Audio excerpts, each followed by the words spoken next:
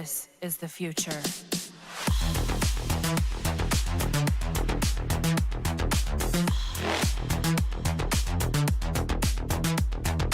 Evolution.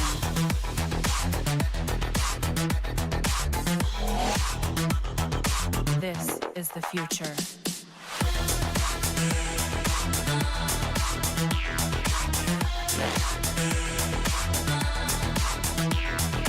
Evolution.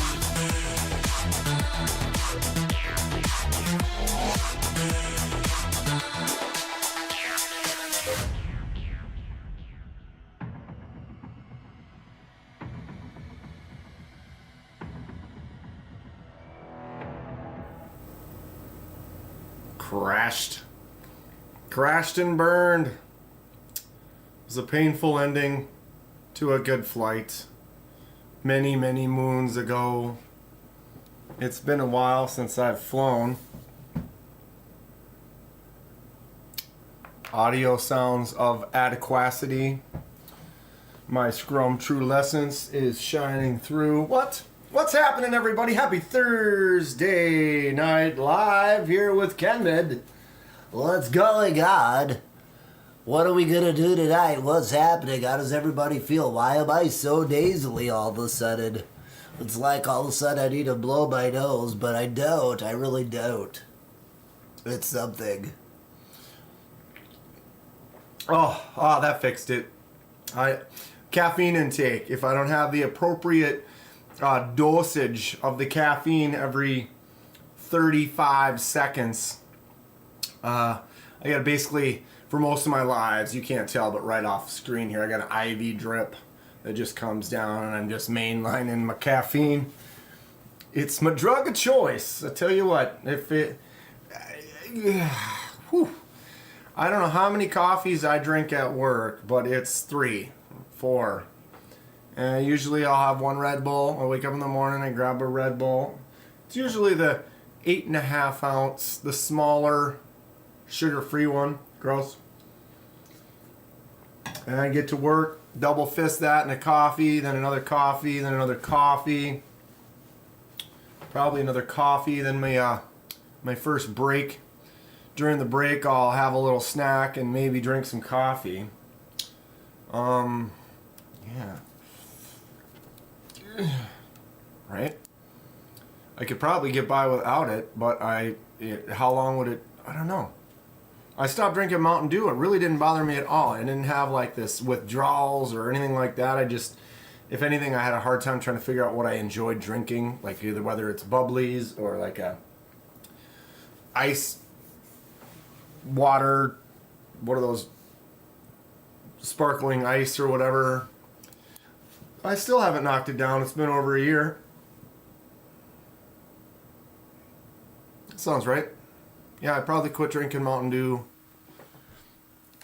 I don't know. I guess I can't remember when it was. It must have been summer. It's probably been a year and a half, coming up on 2 years now. Dang. Who else likes the coffee? Who likes the caffeine? What is your caffeine intake of choice, and how do you take it? I usually try to get decent coffee. I can't do like just crap Folgers in a normal filtered pot. I try to get nicer beans, but you can get even the Cub Foods is my grocery store here. They have their Cub Foods brand. There's other budget brands that are good. They're good, but you just get some better beans, and I feel like good beans gives you a little bit more of a flavorful, pleasant experience. And then I just have it black, no sugar, no cream. What's up, Paul Mills? Ron Crow is here. What's going on? Hey, Steve K. Eric Sprott. Eric, it's on. I know. Welcome to the world of Dan. I've just been nervous to acid etch your blade, and I haven't acid etched anything all week. I have 4 or 5 things taken apart for it. I'm going to be doing acid etch day. Maybe I'll do some of them after live tonight. Otherwise, this weekend, most 100% definitely. Because I have several videos I need to post, and I need to finish them. And that's one of them. 1, 2, 3, 4. So I will be doing at least, and I might do those too because I might do that video. So I'll probably have 5 acid etches to do over the weekend. Sounds like a fun little weekend. We're going to get some ferric chloride all over the place. Try not to burn my skin off. What's going on, Caleb? Who else is in here? Let me scroll up. Hi, Kathleen Smith.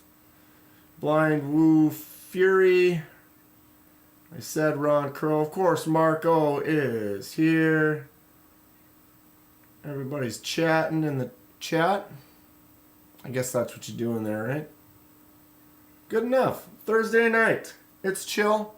We're going to have some fun. Ron Crow says Pete's French roast, 2 cups drip at home, 2 cups of Pete French Keurig at work. Sounds delightful. Just a simple French roast for Ron. I'm into it. I am into it. What's up, Echo? Echo. Echo. Echo. Excuse me. It's been cold here in Minnesota. I don't know about the rest of the world, but we've been waking up to these 8 below, 10 below kind of mornings. When I went to lunch, it was still 6 below. It kind of warmed up a little, but man, it has been pretty cold here in the last few days. Haven't been getting a lot of snow this season or last season.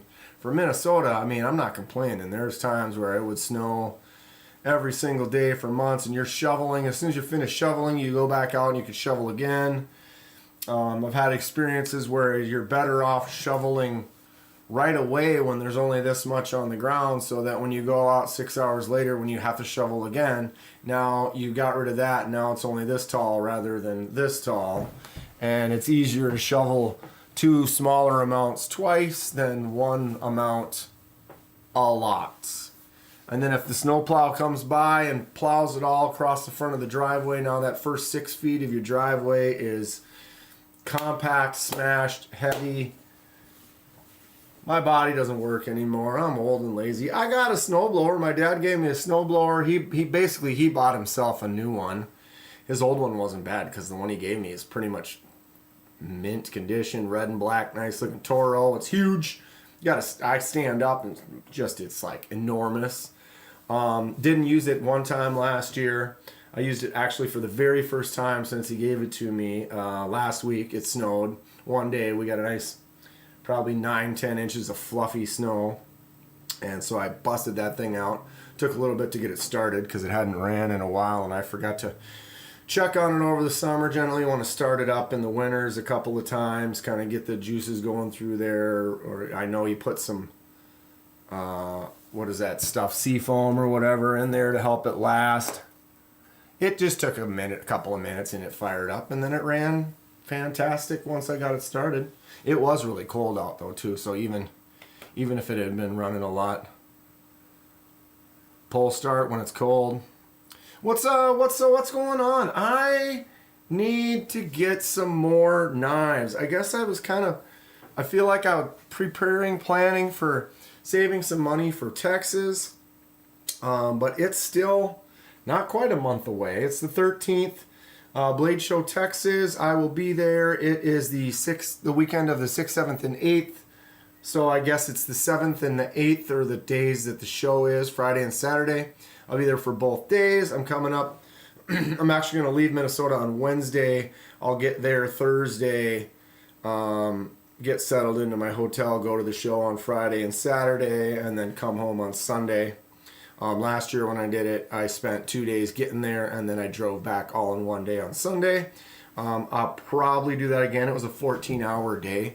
But, you check out of the hotel at like 9 in the morning, and 14 hours later, actually I checked out at 8 in the morning because I got home at about 11 o'clock. So it ended up being, 12 is 8, 9, 13, 14 would be 10.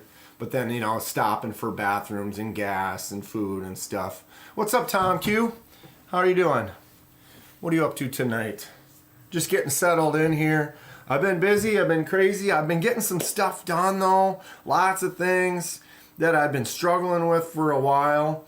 One of them is, I do laser marks and anodizing and stuff, but I do all that at work. Those are not my machines. So I have to pick and choose time that I'm allowed to get on the machines and use them. Generally not when I'm working. So it would be either I come in before work or I stay after work. And then it has to be on a day when the machines aren't being used or running, so that I can get in there and access them. What's going on, Jordan?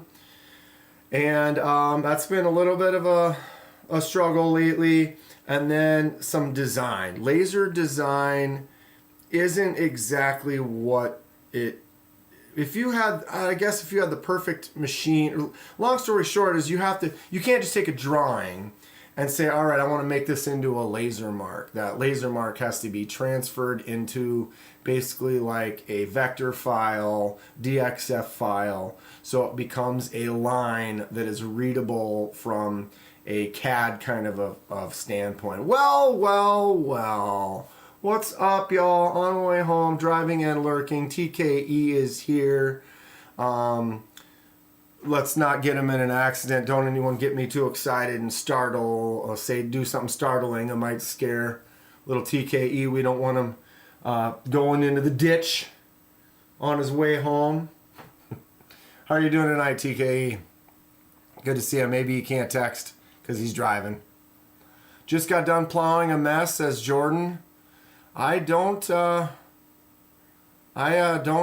envy that. It has not been snowing here in Minnesota. I had to use the snowblower, like I said, about a few days ago or whatever, but it's been nice out. It's been cold. And so because it's been cold, it doesn't snow. You don't really get precipitation when it's really, really cold out. Parked at a gas station right now. He's like, I gotta pull over and chat for a minute. That's like when I get on my way home. Sometimes on Tuesdays I'll listen to some lives, and it's like you want to comment. It's like, okay, I'm gonna sit in the parking lot for 5 minutes before I start driving home, so I can boom, boom, boom. Then you start driving, and that's when someone asks you a question. You're like, I don't text and drive. I'll listen to some stuff, put it on, set it to the side, but you got to be careful out there. Jordan lives in Maine. Seems like it's been snowing every other day. Yep, that's how Minnesota usually is, but luckily for us, I guess, lately it's been pretty snow-free. Grab a knife up there. Sabald, what's up, little tired buddy? You're hanging out. What's going on? Good to see you. Unique New York, New York, you need New York. Unique New York, you need New York. Leather baby, wait, what's the other one? Leather bound baby buggy bumpers. Whereabouts, Jordan? Used to live in Brunswick, says Blind Woo.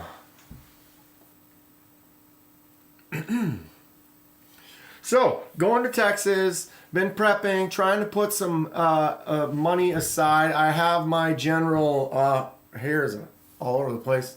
I have my general savings that I kind of put aside specifically for the channel or for buying knives and stuff like that. I'm kind of stockpiling a little bit. I know when I go to Texas, the drive down there generally is cheaper than flights, and I kind of like road tripping, so I'm fine with that. But that's a few $100s in gas and everything getting down there. The hotels can be upwards of $100, $200 a night. I'm spending $1,000 before I even walk into the show, and then I also want to buy knives when I'm there. So I'm, basically stockpiling a little bit. I do fine. I'm making money on my actual life and my regular job, and so it's not like I'm struggling or anything like that. But it's like I want to buy stuff, and I give myself a certain allowance, and so I want to try to. I've been planning that, and it seems like I've been kind of squirreling away a little more and not buying as much lately, and so it's hard to make content, posting videos. I basically post a video every day, but I don't have any knives right now. I have no unboxings. I have 3 pass-arounds that are going to be, well, actually I'm in 4 pass-arounds right now that I know are coming. But one of them just started, and that one is a pass around / trade one like I did before, where you can kind of basically, if you take out a $70 knife, you put in a $70 knife, you take out a $200, so you can grab a couple of them out of there and swap them out. But I think I'm like 19th on that list. And if everybody gets a knife or gets it for like 3 days and then ships it for 3 days, each person could be like a week. I probably won't see that until May, I'm assuming, which is fine. I'm not complaining about it at all. I'm just being a realist, and I probably won't see that passed around until about May. I've got on one with Titanium Justin, so I should be getting a Jack Wolf knife. Oop, spoiler, which is exciting because I haven't had a chance to have one on the channel here. That's in a pass around. It's a smaller little group that I'm in. That'll be coming around in the next few weeks. I'm in another one that Aries is passing around, one of his knives. And right now, Casey from the Knives Fast channel, Tempest Knives, he's got it, or it's on the way to him right now. And then after he's done with it, it goes to me. So I should be getting that one within the next week or so. And then I just got in Rosecraft Blades. Is starting up a pass around group, and they picked, what was it, like 9 or 10 creators or whatever for the pass around group. And so I got in that's starting up soon, so that one should be coming fairly soon. But these are all kind of pass arounds too, so they aren't really keepers, so they're stuff I can make some things for the channel, but not really knives for myself personally. Or for my collection, or for doing customizations or anything like that. And I bought a knife from Titanium Justin, and he has shipped it, but it should be here. I was hoping it would be here today, but it is not, so it'll probably be here this weekend or early next week. So I've got that. That is an actual knife that is for me that I bought that will be coming soon. I just got my package from Fook Doozle in the house. Mr. Fook, the man right there. Look at these stickers with that lightsaber folding knife. Fook, really cool stuff. Thank you, Fook. And then he gave me this glorious beauty. If you saw the unboxing for it, you heard me laugh. You could just see me smiling. The camera's pointing down there, but I'm sitting right here just like, yes. Kathleen, I do not know, or actually, if you go on Titanium Justin's channel, I think he just posted a video with it, so it's that one. I don't remember exactly which one it is. I think it's the one that has the fuller that you can flick out, I think. I'm excited for it. But yeah, this is the glorious beauty that Fook Doozle sent me. Tell me, oh, it matches my eyes. It's like the same... right? Blue. Fook messaged me like, I don't know, a couple weeks ago, and he was like, gold or blue? And I'm like, what? What are you talking about? And blue. He's like, okay, cool, something's coming in the mail. And I'm like, what are you up to right now? Unnecessary. But he got a great deal on these. These were cheap. It's amazing how solid this is. Blade is in the center, flicks out nice. It is solid. No play, no movement. Look at those crazy scales. The silly dragon. This thing is huge. Big old ring on the back. If it's the new one, it's called the Primo Jack. Yeah, I don't know 100% for sure, Kathleen. I appreciate the info. I just know that it's coming soon, and I guess I wasn't really watching anything on it. I was kind of just letting it maybe helpful, more of a surprise. Surprise? Surprise, surprise. Look at that Emerson wave. Ooh, should we do it? Oh, okay. Let me go ahead and tuck my shirt in just a little bit here. Got nothing here. Let's go. Oh, but you can't even... Look, the clip is like that only. So you would just have to just drop it in your pocket. And now it's in my pocket. I can grab it out And boom. Wave that bad boy right on open, huh? Yeah, so the clip on there is less than desirable, but it's so funny how I was saying that on the, I don't know if it was the unboxing or not, but how much they put into this, right? Hold on a second here. What am I doing here?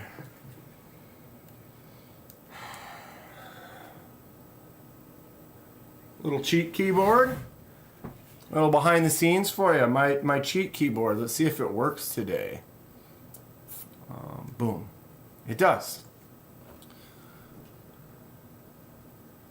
Look at this bad boy. So what was I saying now? I forgot. Oh, the details. So the cheapness of this knife, yet the details here, like with the scales on the blade, there's extra notches for like the spine of that, the flames behind the dragon's tail loops around there, just all the intricate little extras they did to this. And then they just cut out a chunk of metal, drilled some holes in it, and made a pocket clip. You know, like that pocket clip is absolute garbage. Malarbage. Let's see here. We're getting wild. Is this better? Yeah, that light's a little bit better. Give me a little more flash. So for whatever these cost, it's crazy how cheap it is. What's up, Dave? Hey, Dave. Look at that. Look what I did to it. Yeah, clip is wrong. Minor sin for the greatness of this knife. Thank you so much, Fook Doozle. I appreciate it. You know I was loving it. I saw this. He knew. He saw it and he was like, oh, Kenman is going to love this stupid thing. Field dresser. Yeah, that'll slice a nice bell, right? Boosh. What are you up to tonight, Dave? So, yeah, I'll put this back in my little display that I have created. Check this out.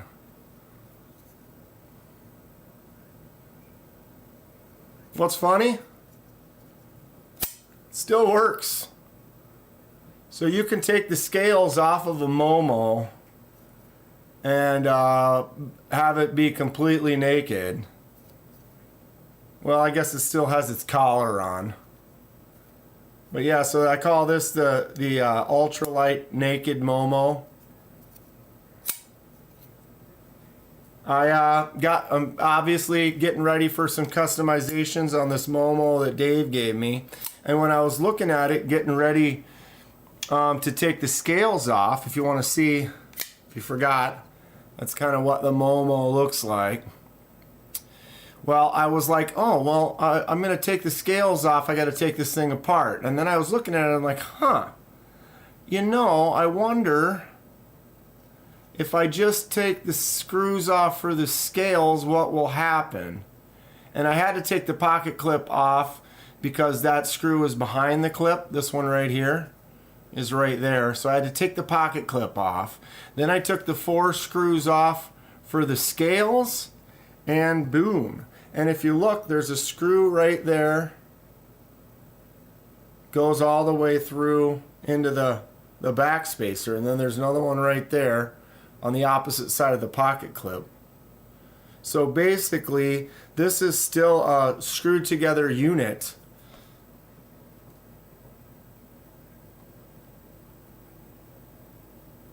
Sure. And it's still basically a functioning knife. I don't know if I'm going to have to do some adjustments. Looks like the blade's still centered. But when I put it back together, if it'll all end up just like that, or I might have to loosen it and tighten it to get the blade centered nicely or not. I don't know. Anybody ever do some customizing to a knife and then not have to completely disassemble Johnny 5? But we're going to do some cool stuff on the scales for that one. I'm excited about it. Got it all taken apart. Took several knives apart the last few days. Haven't posted any videos because they're basically just the first part of the video. And then I'll complete the video and then edit it all together before you actually see it. My coworker a few years back did some pretty sick custom knives. He's good at stone washing, acid dip, custom designs, heat anodizing. Did a lot of Spider Coast, sold a bunch in different states. Right on, Jordan. Very cool. I'm getting into it some more as well. I've been having fun with the acid etching. I've been having fun with the anodizing. I haven't done any flame anos yet, but I have anodizing machines at work that I can use and did my microjet with. I'm really happy with it. This is honestly just such a great knife. I really, really enjoy the microjet. I kind of grabbed a bunch of knives from this last year that came out that make me happy. And the microjet is definitely one of them. The new Militas that came out, clearly. Milita was always nice, but coming out with some more different versions of them. I got a nice 154 CM model right here. Fantastic stuff. Devo. The Devo Tallboy came out last year. This knife is super cool. Definitely one of my favorites. Sold out in 30 minutes or less, as most of you know. Super cool stuff. And this one's just fun. No plan to customize it. Got the nice dark mode version. Really happy with that Tallboy. Excellent knife from last year. Kaiser sent me the Hawk. Excellent, excellent, excellent stuff. Looks like she's a little dirty. DLC coated M390 on my blade, and it's a little dirty. And then we've got the micro milled titanium snap echo. Boom, just sounds great. I haven't cut myself with this yet, but you can see it just whips around so fast. Added you on Instagram, send you a few pics of some work you did. Thank you, Jordan. I appreciate that. I always like to see some good work, some good artists doing some fun stuff. Hawk is definitely in my top 5. I love this knife. It just feels good. It sounds great. Good in the hand. Boom. And lightning fast on that shut. Got my Flightanium Arcade last year, although these didn't come out last year, did they? Did they come out more than last year? I think they might have come out in 2022. Anybody know? Flightanium was on my live. I did a little vertical live yesterday, and Flightanium happened to pop in. It was interesting because we were talking about knives, and I just picked this one up off the table, opened it a couple times, and then next thing you know, Flightanium, there they were. Very cool. I'm thinking about getting the backspacer. Who has an arcade and have purchased any of the aftermarket customization stuff for it? My coworker doesn't do anything interesting. I'm going to go tell him how worthless he is. That's funny. My coworker did my 3rd X. What? Oh, Lord. What's up, Leafy?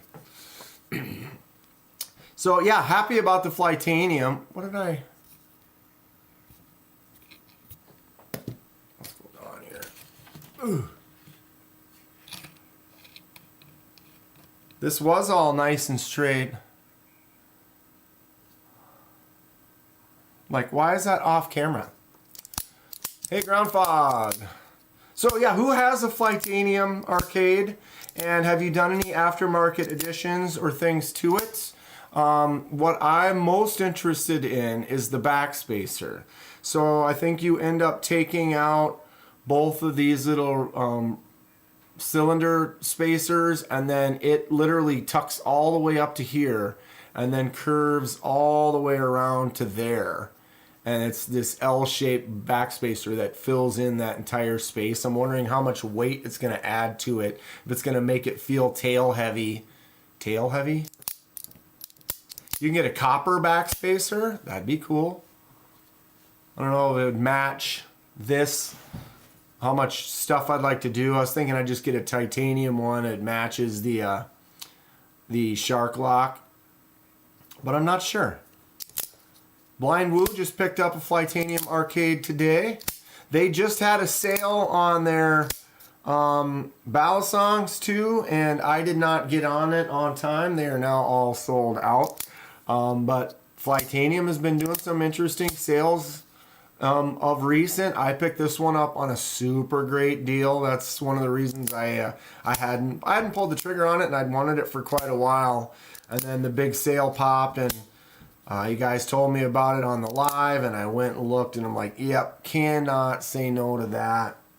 And happy to have it. One of my happier purchases from last year. Oh, mama. Ugh. So this was my most recent dye job, the Sencut. What is this? The Chiral? For a budget Sencut, I am actually very happy about this knife. I don't know. You know how just some things just make you smile? Some you go look for pairs of shoes and you just put one pair on, you're like, oh yeah, these just feel great. And then some just feel terrible.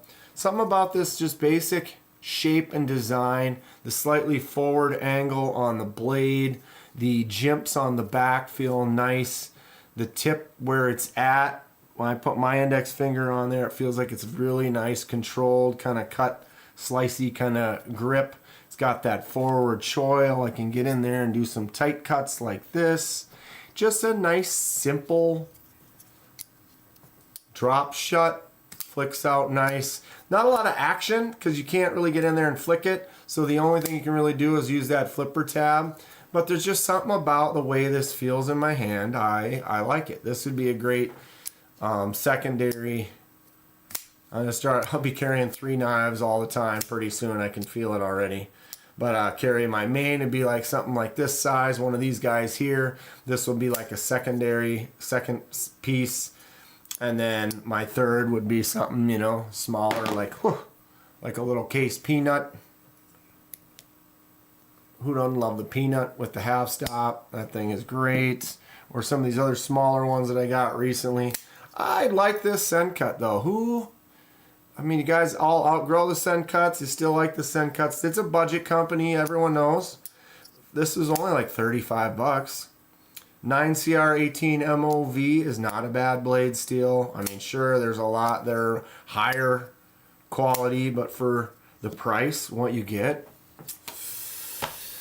I don't know. It's pretty good stuff. And who was it? Leafy, was he?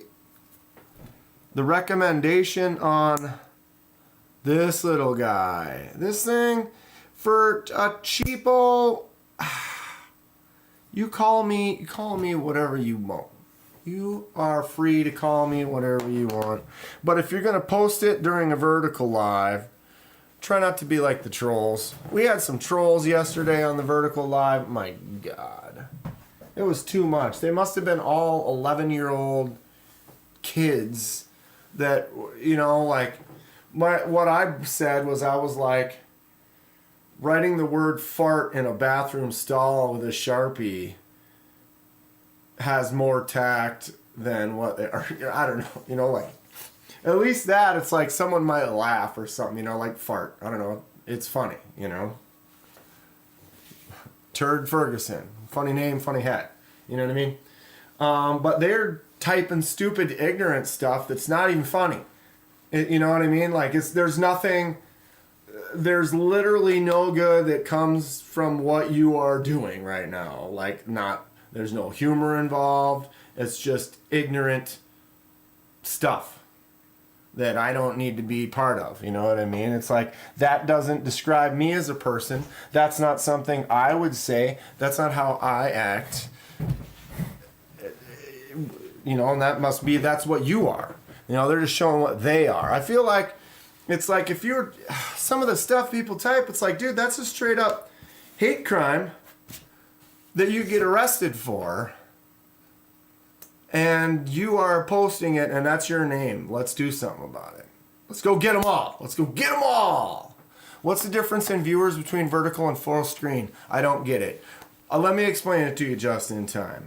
From what I have learned and what I have found is YouTube really is pushing things. Certain things they want their creators to do. They send us little videos, little things on our studio page, like, oh, this is what's new this week. Now we got 3-minute shorts. Post 3-minute shorts, post 3-minute shorts. And the thing is when they want you to do it, that the algorithm favors what they want you to do. So they want vertical lives. I don't know why, but they do. And so what happens is the algorithm favors the vertical lives. Also, this live that we're in right now, this is a video. The only way you get into this live right here, right now, is you would have to go and scroll through your selections and be like, ooh, Kenman is live. Click it, and now you're here, we're watching. The vertical lives are pushed into the shorts feed. So anyone who's in a shorts feed has their phone, they're right here, they're doing these, they're just looking at shorts, boom, they're in the live. Now they're watching my live. They've never been exposed to my live. Versus anyone who's here right now has to physically come here. Okay? So when we look at numbers, if you go on my channel, you can look at my numbers. My normal Thursday live, I usually get between 300 and 500 views. It's 3 hours long. I do it every Thursday consistently. I advertise, I talk about it. We look at stuff online. I can do stuff like this. I can pop in like this. We can go and look up stuff on the internet. We can do all types of things, right? I get about 300 to maybe 500 views in a 3-hour time. I can go on a Monday and go vertical live for 1 hour and get 15 to 20,000 views.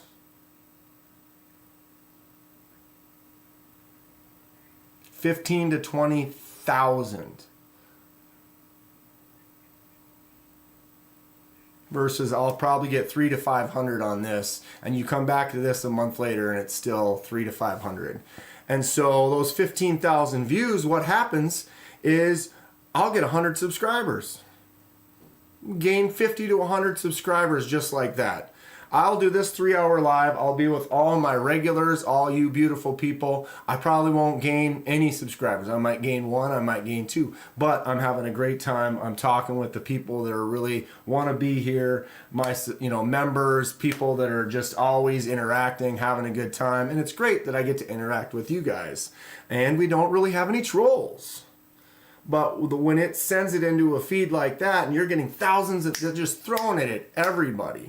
So they throw it at just where's it going to stick? Where's it going to stick? And so you get a lot of trolls, but I also get a lot of new people. I get people that have never seen me before, and they're like, hey, I like what's going on. I just subscribed. I'm going to be at your live on Thursday, or I can't wait to watch one of your dye project videos or whatever. And so that's it. That's my story, and I'm sticking to it.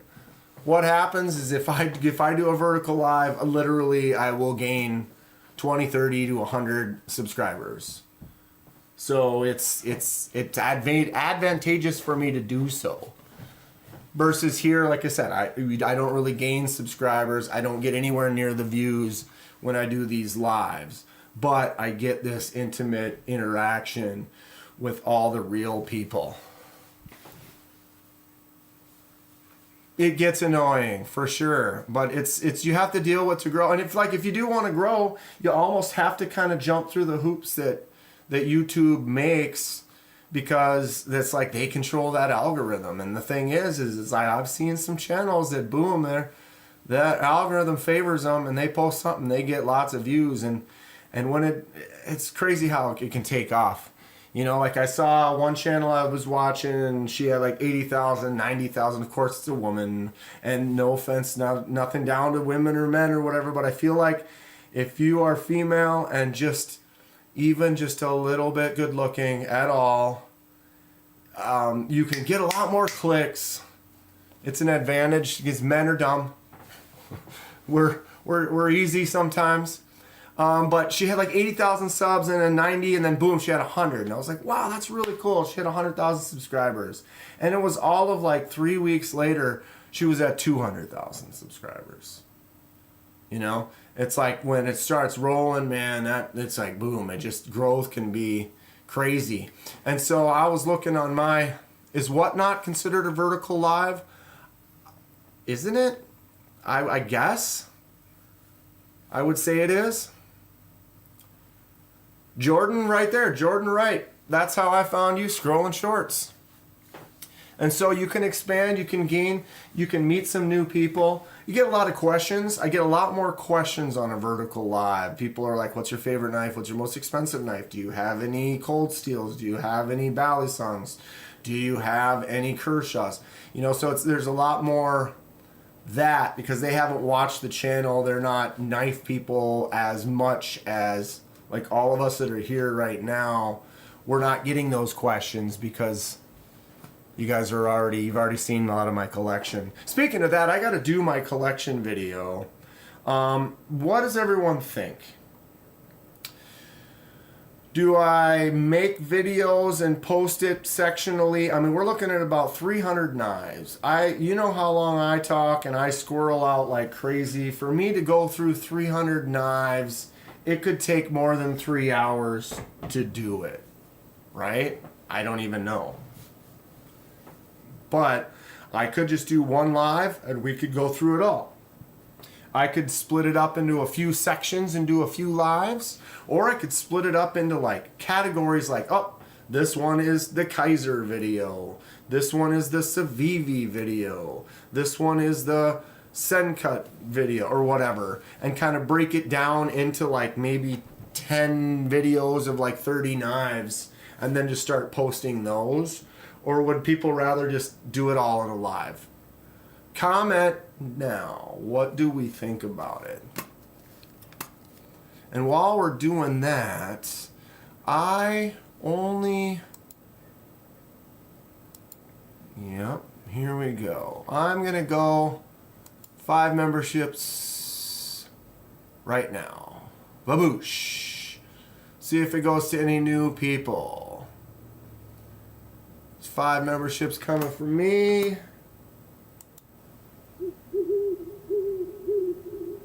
Turn that down a little bit so we don't get the echo. All right, what do we get? Oh, my mouse is acting up on me. Uh-oh, it's not letting me scroll. It's not letting me scroll through the numbers there. I can't see it there. Waylon, I gotta mail that out to you. I'm sorry. I'll get it mailed ASAP. It's all gorgeous and ready. I'm putting together a care package with some other treats and goodies and stickers and etc. And then I'll get that in the mail for you. This is not letting me scroll up because it's pissed off. Why won't you allow me? There we go. All right, so just in time, Neil McKenzie, our buddy Dylan Mallory, the designer, Waylon, and Backcountry Dave. Right on, everybody.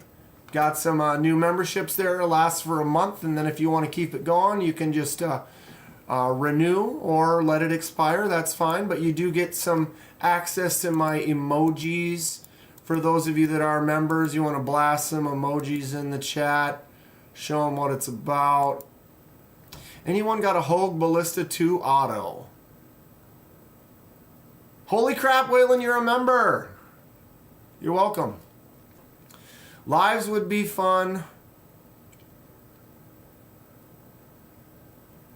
I like the idea of splitting it into organized lots. Go with a different manufacturer per session.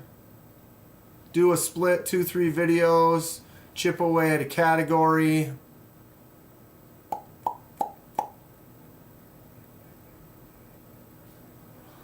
What I was thinking I could do is, because that was the other thing, do video in sections. Whatnot is vertical but not pushed out the way YouTube shorts are. Thank you, Kathleen. So what I'm thinking it actually might be a good way to go about it, because it seems like a lot of people say break it up into some of the things, is maybe I'll do it, because this was another idea that I had that I talked about, maybe it was last week, I think. I have a couple Remet knives, Dan Stan, I'll show you them. But what I want to do is I'd like to do some lives where it's like a candid behind the scenes live. And so then like during this live, I would set up my phone. I do all my videos on my phone. So I can set my phone up right here, get it going, and then I can actually film a video that I'm going to post on the channel. And then it's kind of a inception, kind of behind the scenes. You actually get to watch my process of how I do it. You get to look at my face while I'm looking down filming the video. You get to see it from a few different angles as it happens. And so maybe I'll make little segmented sections, but I'll make those sections into videos that I'll make while I'm doing a live. Right? Because then we can actually kind of have some fun, look at them on the live, interact and talk about it a little bit, and then at the same time I can make a video and then post those videos for people that aren't around for the live. Or what is this goal? Make super chat. Oh, see, like right now YouTube wants me to make super chat goals. Set goals to engage with your audience in a new way. Once you reach your goal, celebrate with the community. Pick a goal. 5 super chats, 10 super chats, 20 super chats. Choose the colors that count. Set a timer. How do I celebrate? I would host a Q&A. Yeah, see, so they want me to do more interactions. They want me to say, hey, everyone, do super chats and give me money. And then if we hit the goal, then I'll type in there, oh, I'll host a private Q&A session, or I will post a photo of my whatever, or I'll do a one chip challenge or something like that. So like that's one of the things that YouTube is blasting on me right now, which is kind of nice. It's like they show you, they're giving you advice and try to things to help you grow and things like that. So sometimes the videos can be informative or interesting. Sometimes I'm not as interested. I'm a little different than everyone else in the world. We're all different, right? Like I have, here's one to get you started.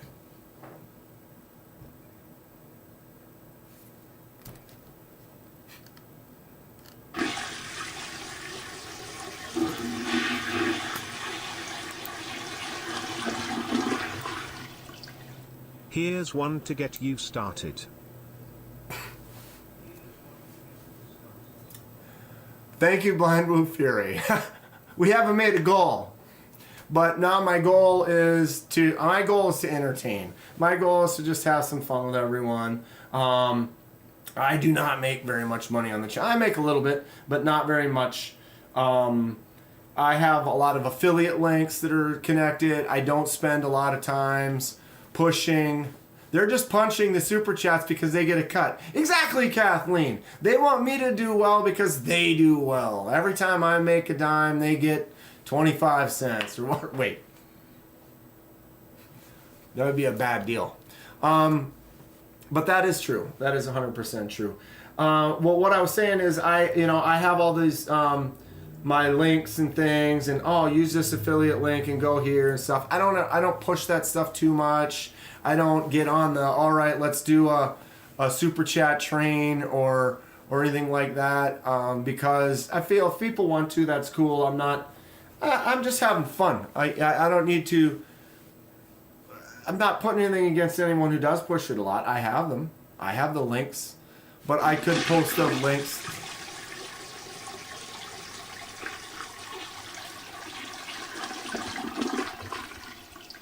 What does this button do? What does this button do? What that button do, though? Thank you, just in time. I appreciate it. Is that all you got to do? Is just if I just ask and everybody just gives me money? Just wanted to see how it sounds on there. I'm not hearing an echo. You guys aren't getting echoes anymore? What does this button do? I can heart that? Hearted. I do appreciate that, though, just in time. Oh, you guys. Fun stuff. And Blind Wolf Fury. I gotta thank both of you multiple times, right? It's fun. The channel is great. But I don't see myself doing the like, oh, today's video is brought to you by Scare Schmare. You know, and then go into a whole 2-minute like commercial that you can't even get out of because I'm actually doing the commercial. I think the only way that I would do something like that is if it was something very knife related. Kind of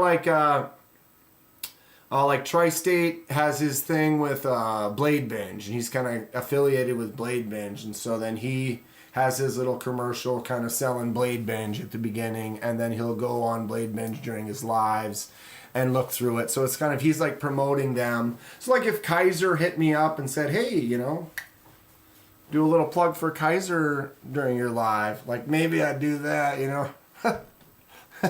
But that's only because I like Kaiser. I think they make cool stuff, and I really enjoy them. The only reason they started sending me stuff is because they saw that I buy all their stuff.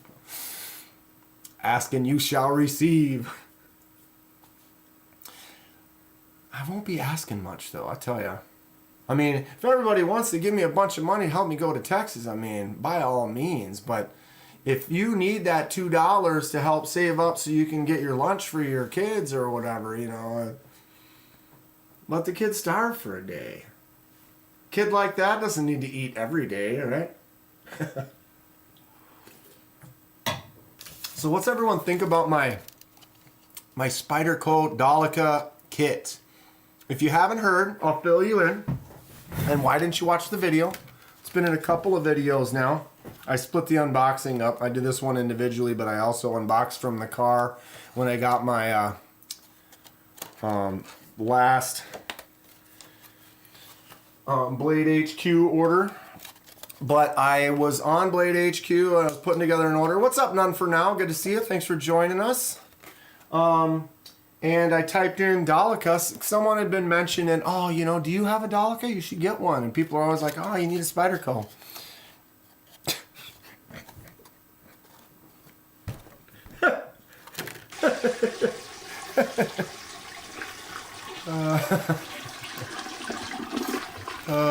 My son doesn't eat lunch. My son doesn't need lunch. Fook, I love your logo, bro. I really love Fook's logo. Thank you, Fook. I appreciate the $2. Tell your son, tighten up the belt for the day.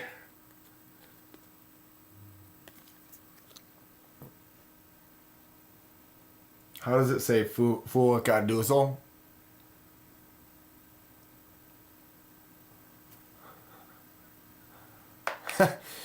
I love this logo, though. That's great stuff, huh? I like the eyeball and the lower O, and the fact that it looks like a lightsaber, but it also looks like a folding knife. Great little design.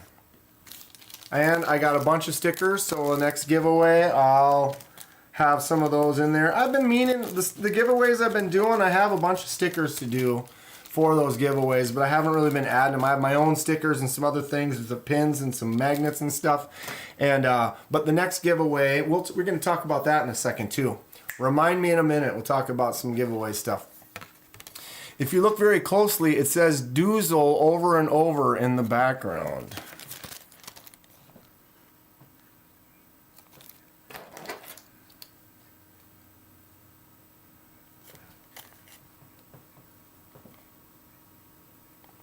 Where?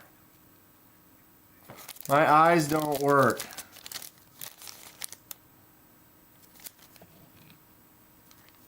Oh, okay, I see it. It's really subtle.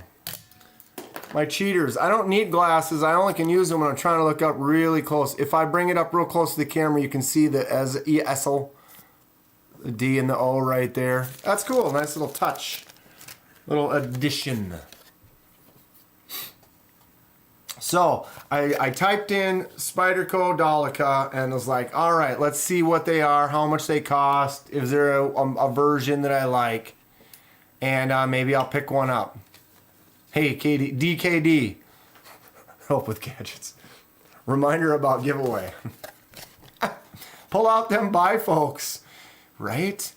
Yeah, Dan Stan, they must be fairly new. I hadn't seen it before, but it's cool. I don't need glasses, I just can't see without them.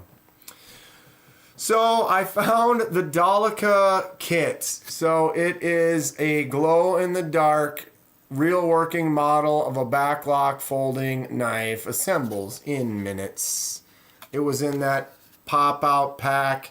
I used the knife and kind of cut the little edges to kind of clean them up, and then you basically pop it together pretty quickly. Here it is. Boom. Boom. Locks out solid. No play.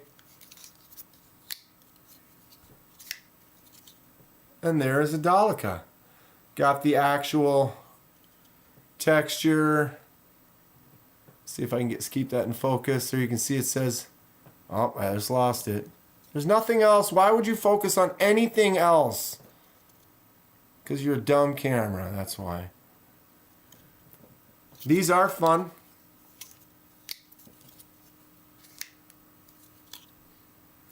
And now it won't focus on the table.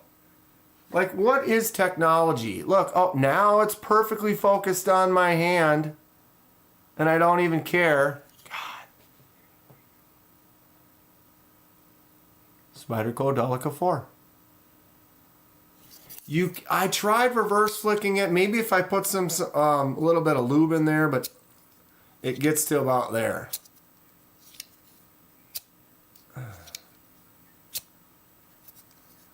But you've got that backlock, and backlocks aren't always... Can you flick open the backlock Dolica? Or does it not work? Because I have a couple other backlocks. Which ones are those? Ow. Man, I'm broken. A couple cold steel backlocks, the triad lock. And so this one here, you can flick it out. But if you don't get it enough, it's kind of the same kind of a thing. Because it's pushing, it's got to do that extra work to push that backlock out. Same thing with this one here. Can't quite flick it out. But if I give it a little wrist, I can. A little tough light though, this thing is a chunk. It does great. Anyone do palm reading, says Fook Doozle. How is the edge retention?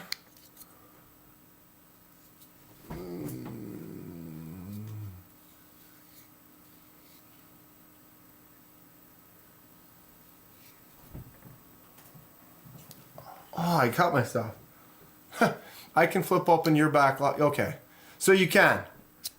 It's just not, doesn't really want to do it. Or I suck at flicking Spydercos. It just wants to get to there. Could I oil that thing up? I don't know. Maybe. Maybe so. It looks cool though.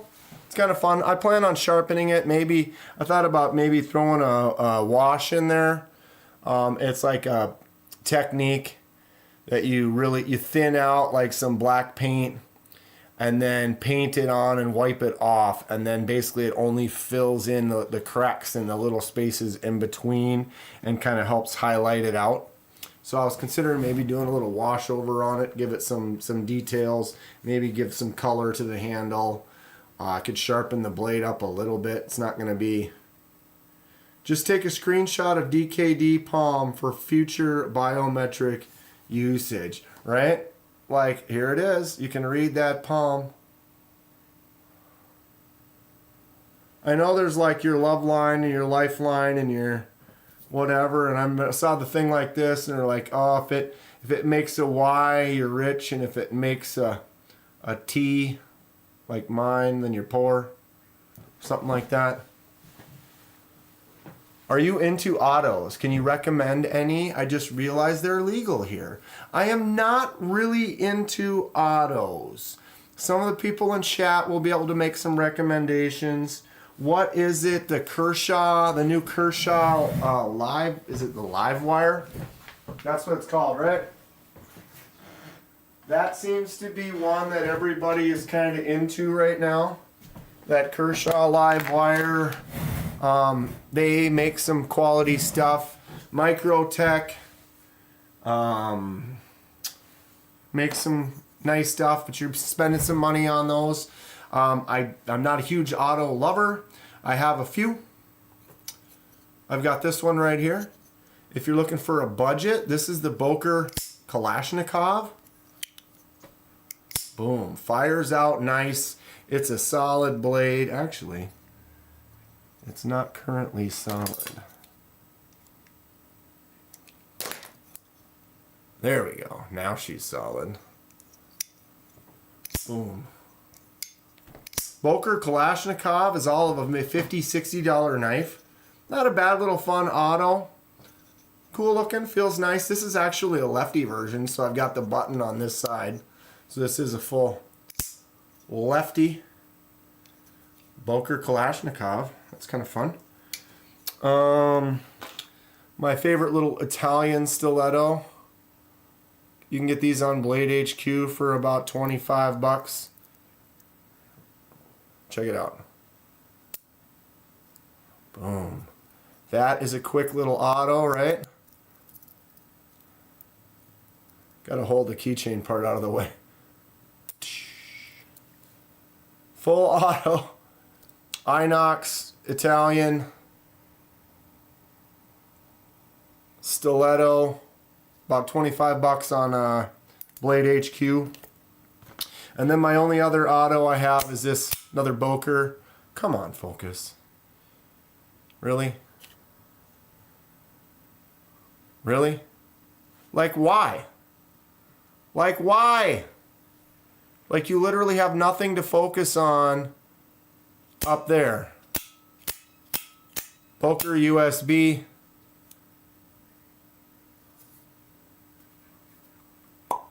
Ta-da! Okay, who was asking about Remettes? Was it Dan Stan? The Remette Wild series. There's a premium Wild series. It's titanium and like M390. This is the budget version, 14C28N and then G10, but it's layered G10, multi-layered. It's green, black, green, black, green, black, green, black, orange. So then when they do the contour on the side, you can see all those layers as it comes through, and then that orange one in the middle. Got the nice pearl thumb stud, and then the blue, the matching pearl or the matching blue titanium ring on that pivot. Front flipper works nice. Thumb stud works good. I think this is the one you can't flick out with it. You can't, for some reason, you're not putting any pressure or anything, but I cannot flick this thing out, but I can thumb it out. And same thing on the other side. Thumbs out, no problem, but I cannot reverse flick this thing to save me. But it does have a nice little front flipper on there.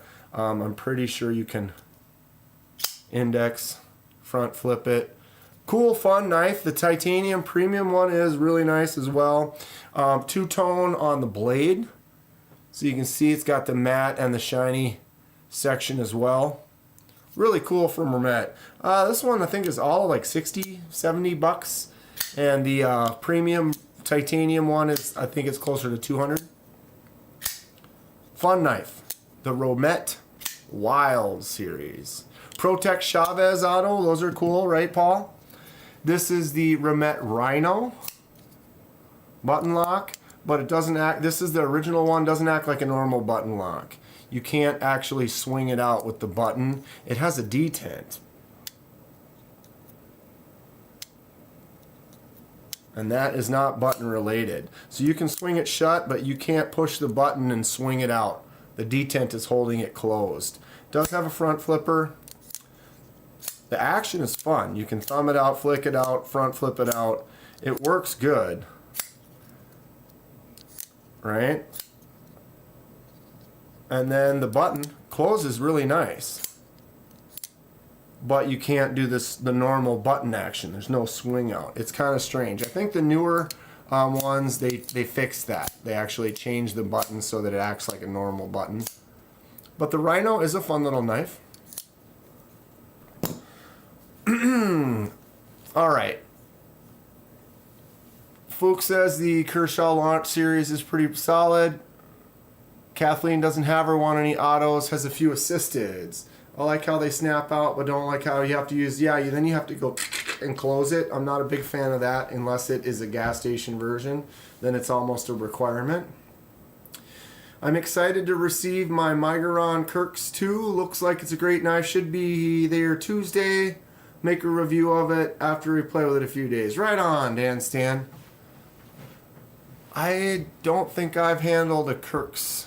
I've seen them. Migaron makes some really good stuff. Just saw the Hogue Ballista and was like, yeah, that's something I could see myself getting, and looked up the laws.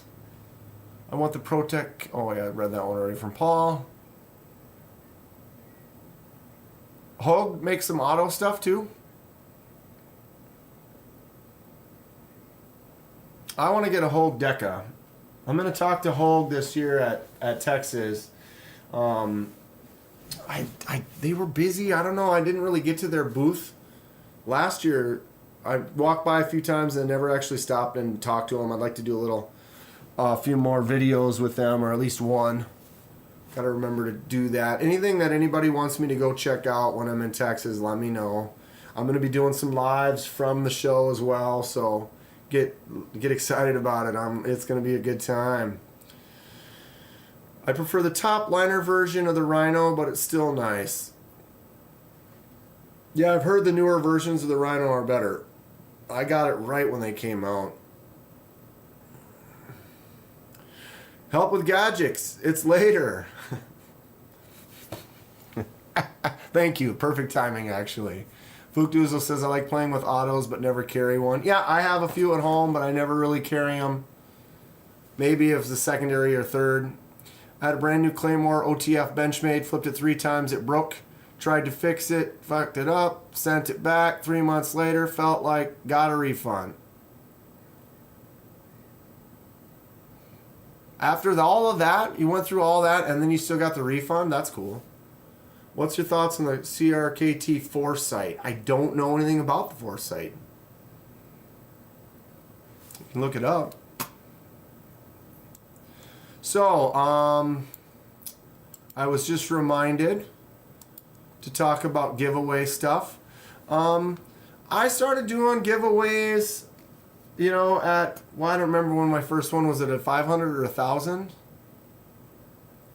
Might have been 1,000. Might have been 500. I don't remember now. But from then on, I did one at 1,000, 2,000, 3,000, 4,000, 5,000. And then I didn't do one at 6,000. And the reason being is I jumped to 7,000. I gained almost 2,000 subscribers in like a month. And so I had it was like less than 2 weeks after the 5K giveaway, I was at 6,200. And then like a week later, I was at 6,800 or whatever. It was like, well, what just happened? Like, I just had a really good push. I think that's when I started doing the vertical lives, to be honest. And that started really jumping my numbers. And so then we skipped, and then we did one at 7K. And I gave away 7 knives at 7K. And as I've said, I don't make a lot of money. Don't get many knives to give away. So most of the knives I paid for. I mean, I did get a few. Our buddy Ken Fix has given away several knives for giveaways. Kaiser's given me a few knives that I've used for giveaways. But I generally, I'm spending that money. And so, like, if I ship 7 things times $7, it's about $50 plus just for shipping. Then 4 or 5 or 6 of those knives I bought myself at $20, $30 a piece. We're spending several $100s just to do a giveaway. And I'm not a rich man. As much as I would love to do them constantly, you got MC can do huge giveaways every week because he's getting all those knives for free, so it doesn't actually cost him anything to do so. And so it's not easy to do. I love doing it. I plan on continuing to do it. But when something like that happens and we jumped that extra 1,000 so fast, it was like, well, we got to, I want to do a giveaway, but I'm not going to do a giveaway for 6K. And then we're already at 7K. I can't give away 6 knives and then instantly give away 7. That'll just wipe me out, So, long story short, rant over. I'm actually already at 8,100. I gained 100 people yesterday, and I gained like 70 people on Monday. So I mean, I've gained over 560 people in the last couple of weeks, and here we are at almost 8,200. So I don't know. I'll probably do the next one. We were talking about it in the live. Maybe waiting and doing the next one at 10K and then trying to make it bigger. Rather than, in a few weeks I'll get to 9K here, or if I keep it up, maybe less than that. Optimistically thinking, positive thinking. But if we kind of hold out till 10K, I can kind of collect up a few more knives, get a few more aside for the 70, and then do a big one at 10. So that's kind of what I'm thinking about. What's everyone feel about it? Help with Gadget gained 70 in the last month. Right on. That is growth. That is solid. If you look at just before that, in between here, like a month and a half ago, I had 3 weeks that went by that I think I only got. There was 1 week that went by, I gained 1 sub. The next week I lost 1, and then I gained 3. And like in this period of like 3 weeks, I think I gained like 4 subs. And that was 2 months ago or something like that. Yeah, I don't know. It's a mess. But there's times where it just slows down in the winter or in the summer. That's another thing too. Midsummer, it kind of slows down a little bit. But I find that you just got to keep trucking. You got to keep making the content, keep doing your thing. The vertical lives help with gadgets. I'm telling you. The cat's out of the bag, man. It's a real deal. You do have to deal with some trolls. So I would definitely recommend getting a few regulars from the channel or people that are going to be there. Get a couple of mods. If you look on mine, you can see all my wrenches, all the blue wrench people. Get a few of them, and they can help kind of weed out some of the mods. You can remove some yourself, but sometimes when you're going, it's hard to do both at the same time. But honestly, just pick a day or two a week and just go live for half an hour, And what I find is like, I'm going to go live for a half hour, and then I look up at the clock and it's been an hour and a half. And you're like, wow, what just happened? Mods are necessary for the verts. For sure. Big one at 10 sounds about right. Can't even hit 200. You got to keep at it, Kevin Smith. And if people say, "Oh, you've been growing well and stuff." Well, if you look at my channel, if you go to my homepage, I don't even know what it's at. Let's go on a trip here. Give me a moment.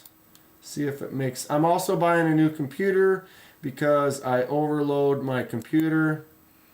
My CPU is at 82, 92, 97, 98, 100%. I'm maxed out. Just opening this window. Haven't been dropping any frames though, so that's good.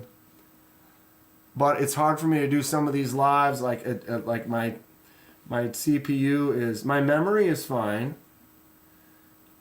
But I have a new computer. It'll be here, and I'll be ordering it in the next month or two. All right, so boom. 8134. I've gained 578 subscribers in the last 28 days. Right? Okay, yeah, this isn't actually going to show me. I have to go to my channel. Or actually, it probably does. I just don't know where to look. Everyone sub to Kevin ASAP. There we go. We got the link in the chat. Fookdoozle right there. I'll click on that in a second. So look, I have 8,130 or 1,300 subscribers, but I have 2,500 uploads. 2,500 uploads.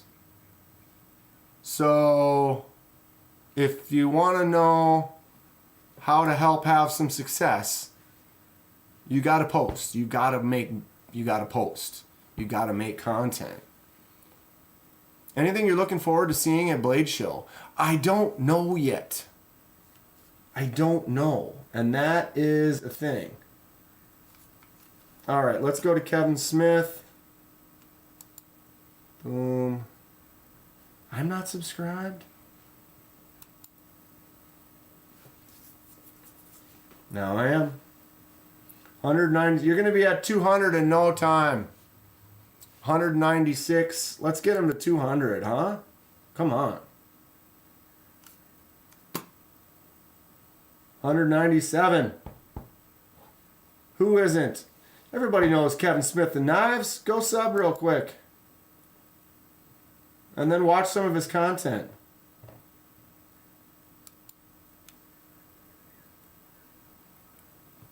So yeah, Lanyardman, what are you looking forward to seeing at Blade Show? I am kind of interested. I don't know. Well, Kaiser's not going to be there. Did you guys see the Kaiser's going to have some new top of the line stuff coming out? Like some premium versions of some stuff. Looks pretty cool. Yeah. Dan Stan, put yours up too. It's easier for you guys to post a link than me. I have to open up another video or screen, and then my CPU jumps up, gets mad at us.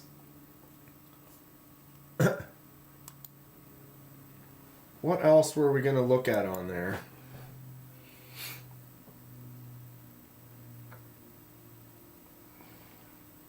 There, Fook just posted.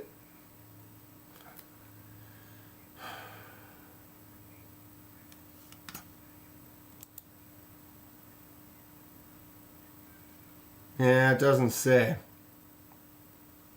was going to say, maybe it tells me how many videos I've posted.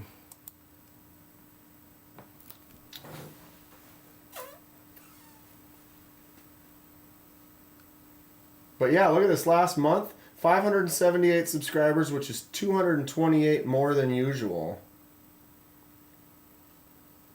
$87. I'm rich. Absolutely rich. The new stuff is available on Kaiser's site, says Echo, so we could go there. But yeah, what I was getting at is you wanna see growth is you have to make content. You have to actually make content and post it consistently, and then that's how it helps you get more on the algorithm. All right, so I'm going to take this right here. I'm going to copy.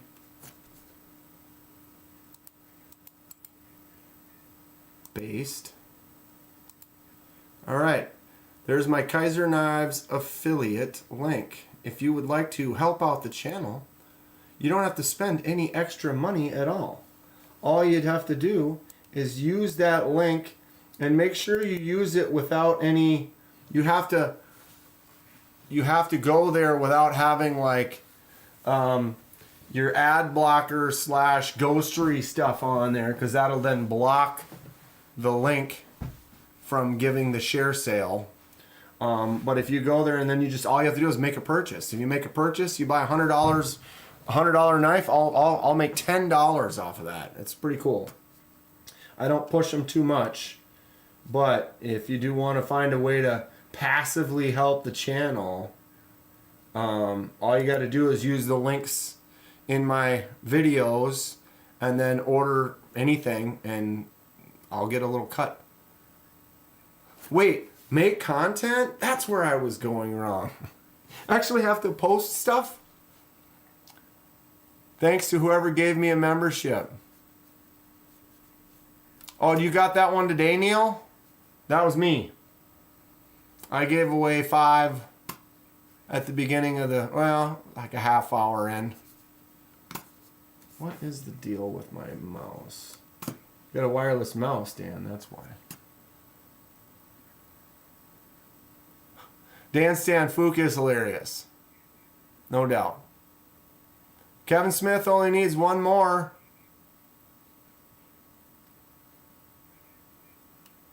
What was the other one that was up? Dan Stan. I think. Whoops. God damn it. Ah. What am I doing?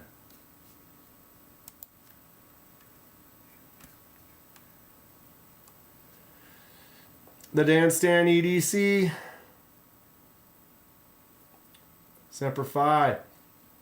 Just a dude that loves knives. I'm just a dude talking to another dude about knives, dude. Right? Something like that. I don't know. Anyway, okay, get me out of here. Slap. Okay. Fix.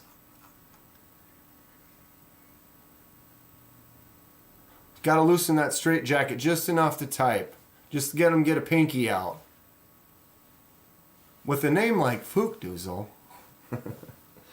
Okay, so... Are they right here? Here's a bunch of the new stuff.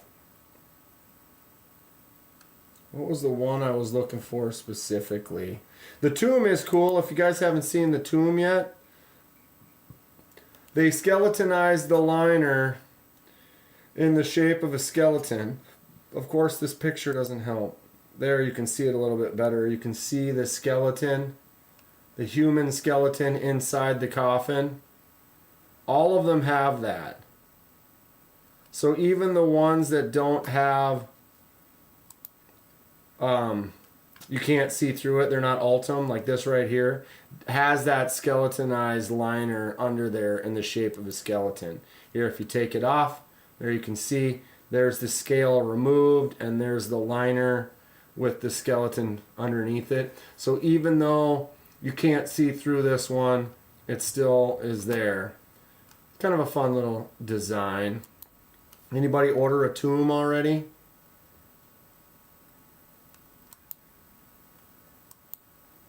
A fun little knife. Plus it's got that cryptic deal. Just in time, you did order the new gold mini Momo.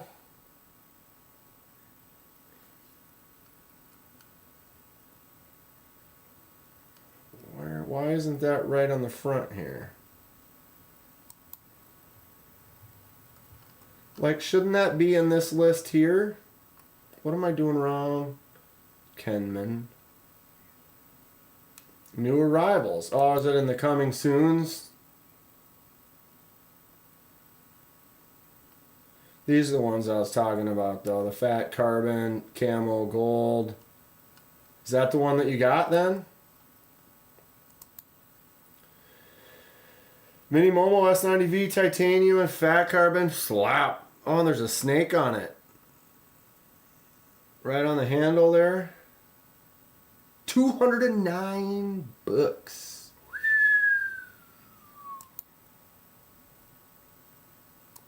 Is it that fat carbon that bumps the price up so much?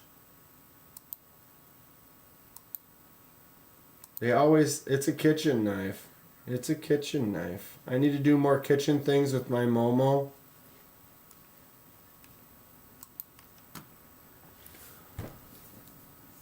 Did I cover the giveaway details? I'm about to go, so I can't remind you. Yeah, I did, sort of. I mean, we talked about it for a few minutes. I'm going to be doing one, it looks like, at 10K.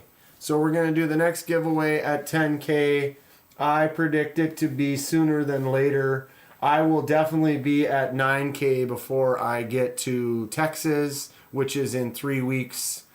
I could be wrong. I don't know. Maybe my numbers will stop going. But with what I've got planned and some lives and stuff in the near future, and looking at how the numbers work, they kind of... You guys ever go on to... what is that called? Share sale? Or not share...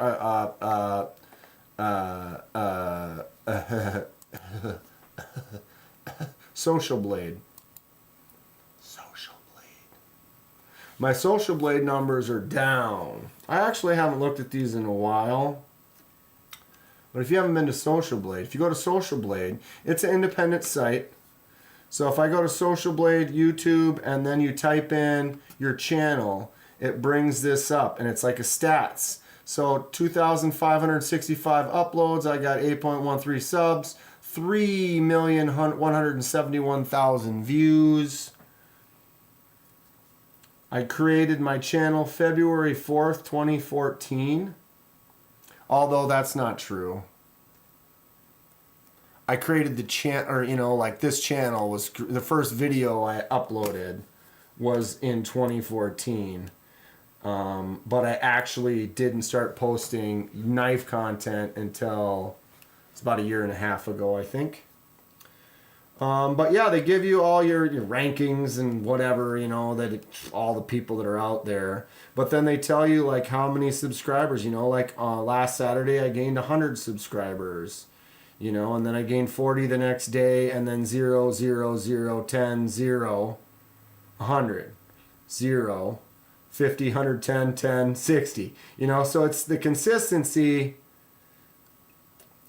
isn't always there. And I had like that 2 or 3 week period where I gained almost nobody at all. But then boom, you can get 100 people in one day or something like that.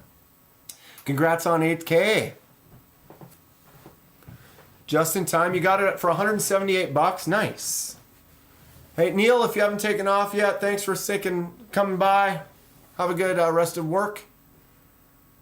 I'm good on the tomb. Everyone complaining about button stick. Oh, they are. I haven't heard anything about that yet. I haven't seen anybody receive one. I just have seen it. It's not really, it doesn't jump on me that I've been wanting it really bad.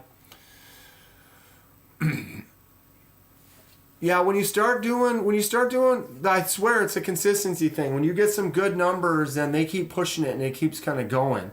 And what I noticed on here is for a while, my numbers what's the other thing? You can look at future projections. So you can go boom and look at your projections of the future, right? So right now it's telling me in 1 year from now, I'll be at 15,900 subs.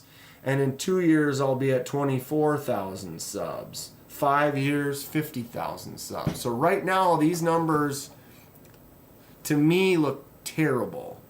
But it's only because a couple of months ago when it started blowing up and I gained like those few thousand subscribers in like a short amount of time.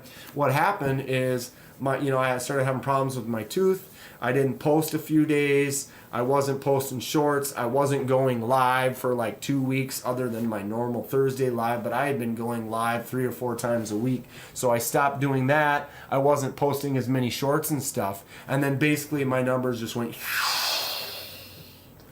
just plummeted down. Literally, when I was in that role, my 12-month projection was 35,000 subs. Right now it's at 15,000. And my 2-year projection was 111,000 subs. And now it's at 24,000. So literally in a couple of weeks where I wasn't posting the way that I had been, because I was doing vertical lives 3 or 4 days a week, my normal live, posting every day, and then all of a sudden a couple days I didn't post a video, and I wasn't doing those same vertical lives that I was doing, and then this whole thing just was like, oh, you're not doing what you were doing before. It's not going to happen. And so it is what you put into it. I fell off and didn't do a little bit of work, and then my numbers dropped down. I mean, I'm not mad. I don't sit here and dwell on it. But when you look and you're like, wow, it says here in 2 years I should be at 100,000 subs. That is incredible. Keep up the good work, But you look at this and it gets a little discouraging. Because right now, 5 years from now, I'm not even at 100,000 subs. So that's painful. What do? You keep plugging away. It's nice. It's a good little tool for kind of seeing where you're at, what's kind of going on. To me, this isn't a job, though. It's a hobby. This is my art outlet and my joy outlet. I love knives, and I think some of my buddies, when I get together with them to go play disc golf or something like that, they're just waiting for me to be like, oh, hey, guys, my new Flytanium. And they're like, we don't care, because they're not into knives the same way that we are. And, but if I start talking about, oh, I got this new Frisbee, they'll be like, ooh, have you seen the new Buzz and blah, blah, blah. And everybody's got the things they like. A lot of my buddies are definitely more into disc golf than anything else. And several of them, I've got them kind of going on knives. They've been getting into it now. And it seems that everyone, once they just think about it for a second. And then I get one in their pocket.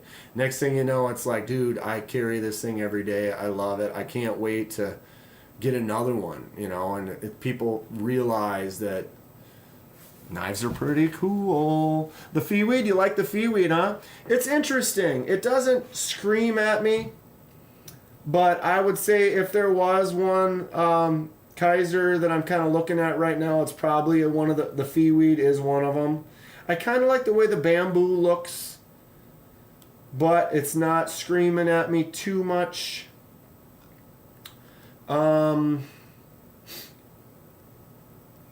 But yeah, I would say the Feeweed almost is the one that looks the coolest. S45 VN titanium. I mean, that's a pretty rad looking knife. Did anybody get one? Knives are pretty cool. I have some ideas for you, KDK. I'll share with you soon. Anytime, Kung Fatty. I'm always open to ideas, thoughts, collaborations. I'm having a blast. This is a great community. I love being a part of it.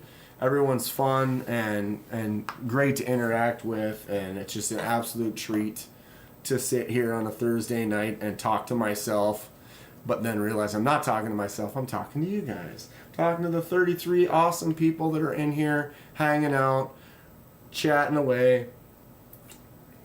What do I need to be looking for when I get to Blade Show, Texas? Help me, Rhonda. Same here with my golf buddies. All about everything golf. I have everything I want. I'm not buying 40 sets of clubs and 10,000 golf balls. Right. Exactly. But that's the thing is everybody's kind of got their thing. And, I have several things. I like being artistic. I like knives. The fact that fell into each other and I was able to do both together is really cool. With some people like golf or disc golf or playing tennis or whatever it is you do. And that's fine. Be passionate about it. Enjoy it. I play a lot of ping pong. Anybody want to play some ping pong? Got my own paddle and everything.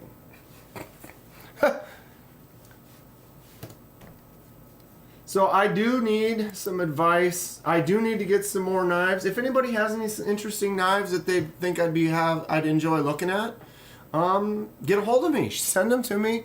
I'll check them out. Maybe if you want me to do a little custom job to them or something like that, and then I'll ship them back to you. Or if anybody's got some stuff, Justin hit me up with a few things he was selling off, and so I bought one of them. He was like, just kind of swapping some things out, getting rid of a few. I'm thinking about selling a couple too. I got to go through and do my whole collection overview videos, but then I might get on and kind of pass a few off that are just maybe, I don't know, I have tons, and it's not that I want to thin out the herd, but sometimes there's a few knives that I don't get enough love from me, and they're cool and all, but maybe someone else would enjoy it more. I could put a nice discount on it, get it out in someone else's hands, use a couple of those bucks, pick up something new. Interested in looking at a Deca? Yes. I want to get a whole Deca. I've been meaning to. I'm going to talk to him when I'm in Texas. Maybe I'll pick one up there. But I have wanted a Deca for a while. I think that's a cool looking knife. I got to get some stuff shipped back to Lanyard, man. Want to get the Belize stuff first.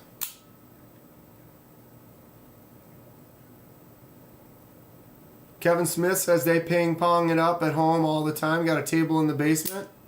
The wife is good. That's great. Yeah, my buddy that doesn't live close anymore moved about an hour away. We used to play all the time. I get down there and we at least once a year. But because we have a little tournament every year for disc golf, but we'll go down and we'll camp in his backyard, but then we'll have a little ping pong tournament in the basement, and we used to play a lot. And his wife is also really good. She will make you play. She's just good. You know, she can return really well. Like, you send stuff her way and she's going to return it back, and she's going to keep returning it back, and eventually you're going to screw up and she's going to get the point. And that's just the way it goes. And maybe it's not an aggressive style of play, but man, defensively like that, being able to just return, I can just keep returning them to you and putting one to the left, putting one to the right, kind of making you move around and waiting for you to screw up. It's like, man, are you ever going to miss? And if she doesn't, it's like, you're good. You're good.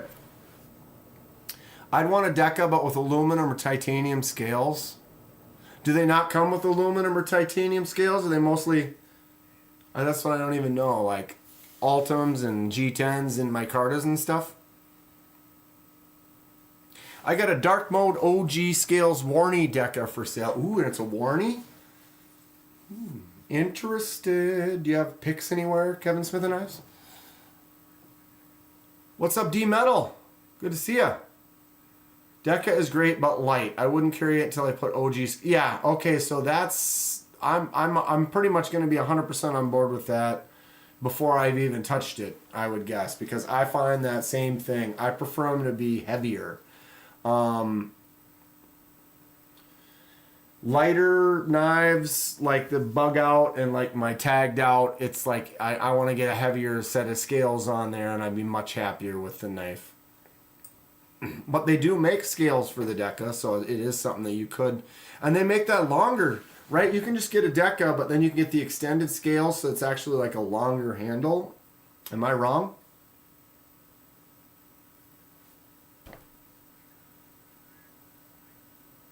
Timber's Edge? I've never heard of Timber's Edge. Want to get 2 mini Momos, swap the blades so I can have a black and purple to match the sheepdog and OG. That sounds awesome, Dragoon. Mini Momo is excellent. Excellent. What I do want, though, like, and I know they're not going to send me one. Kaiser hasn't sent me anything, which is fine. I've bought 2 Momos. Actually, 3 Momos have been purchased that I have now in my possession, and Kaiser didn't have anything to do with it. Got to buy them myself. I mean, they've sent me a few things. I can't complain. I can't complain. But, you know, I start to realize, like, okay, when I want something, if it's been out for a while and they haven't tried to send it to me yet, then it's like, okay, well, I'm not getting a Momo from them, so I bought one for myself. I was like, all right, well, I know it's gotten past that point where now these new ones are out, and had I wanted any of these, if they were going to send me one, that already would have been discussed and getting ready to ship to me. So I understand that there will be a certain time where it's like, okay, well, if I haven't received that from them, then if I want one, I'm going to have to buy it myself. And I want one of these. I want a muskrat. I want a muskrat. And what I'm looking at is, it's like I'm on the fence, because I want this one with the micarta handle. But it's muskrat, 154 cm in micarta, I probably would be completely content with that. But this S35VN one's kind of calling out to me too, you know what I'm saying? Problem is this one is wood, and I feel like I would prefer the micarta handle over the wood handle. So it's like you buy the S35VN one and then just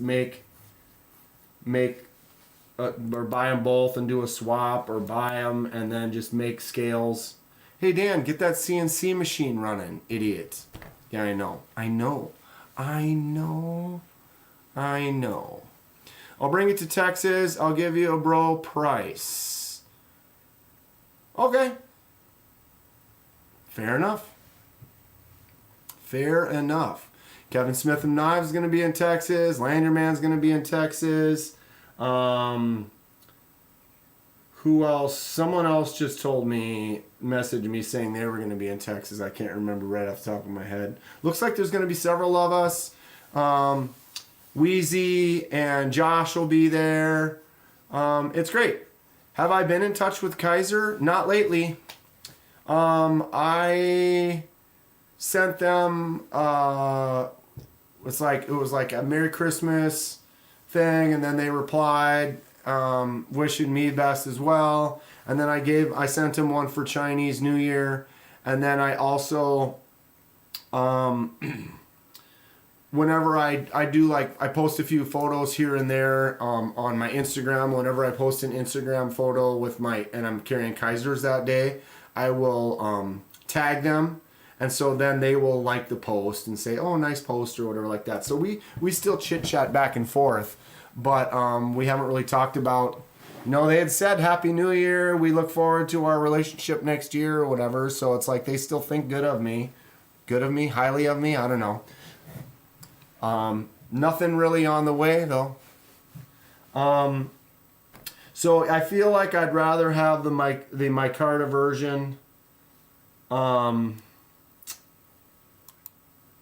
And I think that this has been around long enough that they're not going to send me one because it's been around for a while. So, I will probably buy one.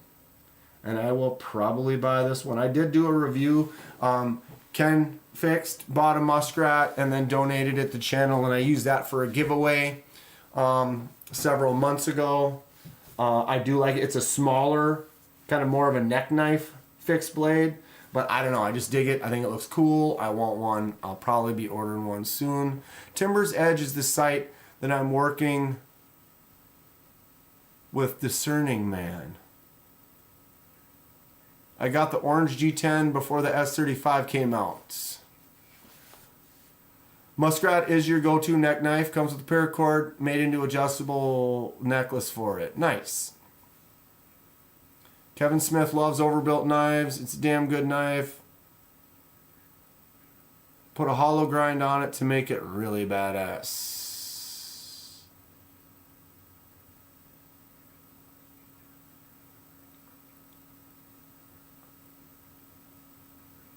Oh, that's the Spartan Hersey folder. Sorry. I'm reading too fast.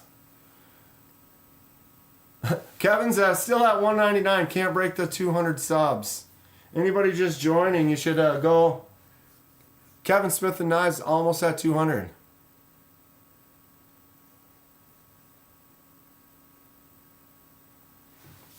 You don't know how to add the pics and the messages? You should just be able to it should just be one of the options, kind of like when you're just sending a text to someone where you just hit click and you can just add photos. I don't have it. I wish I had a quicker answer for you. Waylon is lurking, trying to get knife put back together. Which one are you putting back together? Looks like Timber's Edge has like a blade binge area.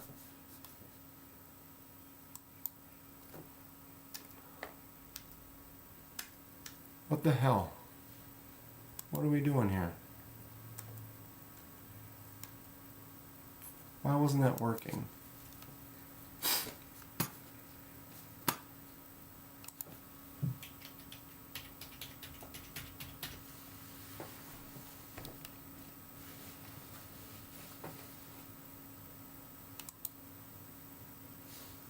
Oh, Jesus Christ. Sorry. Timber's Edge. New, open boxed, and used items. Whoa.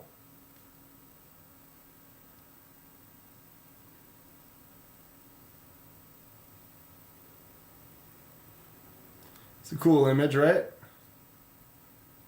I don't know if I want to buy that one. It looks a little melted.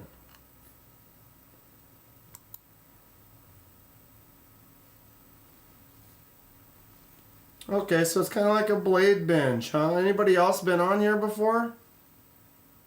How long has this been going on?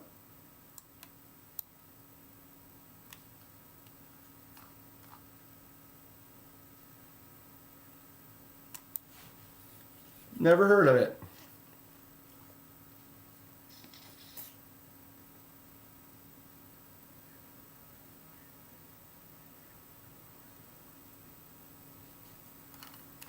Never heard of it. That graphic though. Go to open box.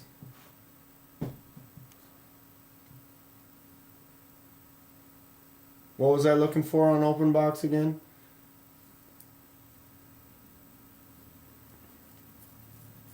What's the HRC on that? Ha! Oh, that's funny. Ooh, look at this Best Tech. I don't know. I just kind of like the way that blade looks. M390, canvas micarta inlay, titanium. Not bad. Anybody got a Best Tech?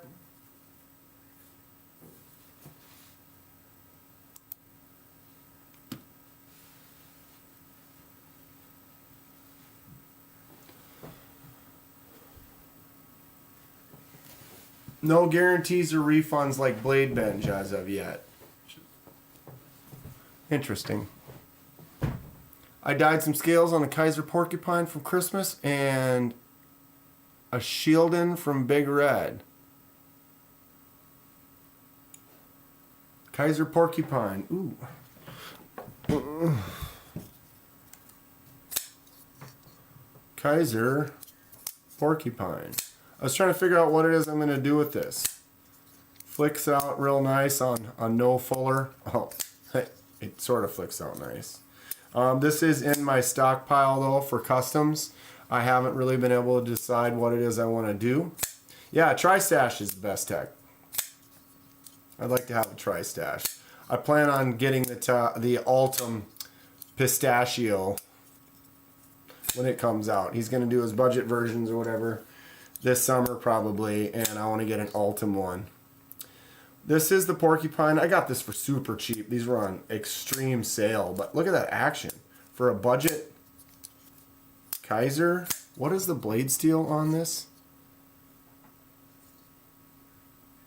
They almost always say. Anybody remember what the blade steel is on the Porcupine? Is it 154? No way. It was cheap. What else would it be though? Content idea. More of a Ben, Zach, and the Wild kinda. But at Blade Show, do a blindfolded name that knife. Ah! That could be kind of fun. Like you gotta shut your eyes and you gotta be like... The thing is though, is okay, so let's just say Fook Duzel's, Lanyard Man's idea is awesome. Alright? So we walk around and set up for a giveaway or give away some stickers or just have some fun, make some content and be like, alright, we're going to blindfold you and then you get to grab the knife, hold it in your hand, open it and close it a few times, and then you have to make a guess. It's the 9CR18 MOV. I was going to say for the super cheap price that it was at like 25, 30 bucks or whatever, it was like, that's crazy deal for 154. But so what blades would we do? How's it going, Dragoon?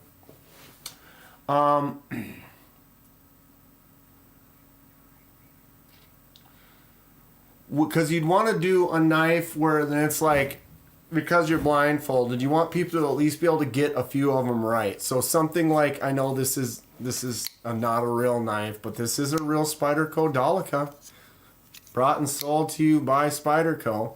But something like this, where when they feel it, they're like, oh, that feels like a Spyderco blade, right? So it's like I would have to get several knives that, you get a few that are just obscure enough that maybe no one will get it right?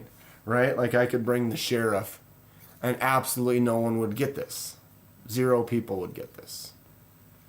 This is a one-of-a-kind, handcrafted by the Midwest man, Mr. Sheriff himself. Cutting beast right here. Have a good night, Fook. Thanks for hanging out. Hopefully your son doesn't starve from the lack of $2. I appreciate you, bud. We'll see you soon. Thanks again for this sweet, sweet knife.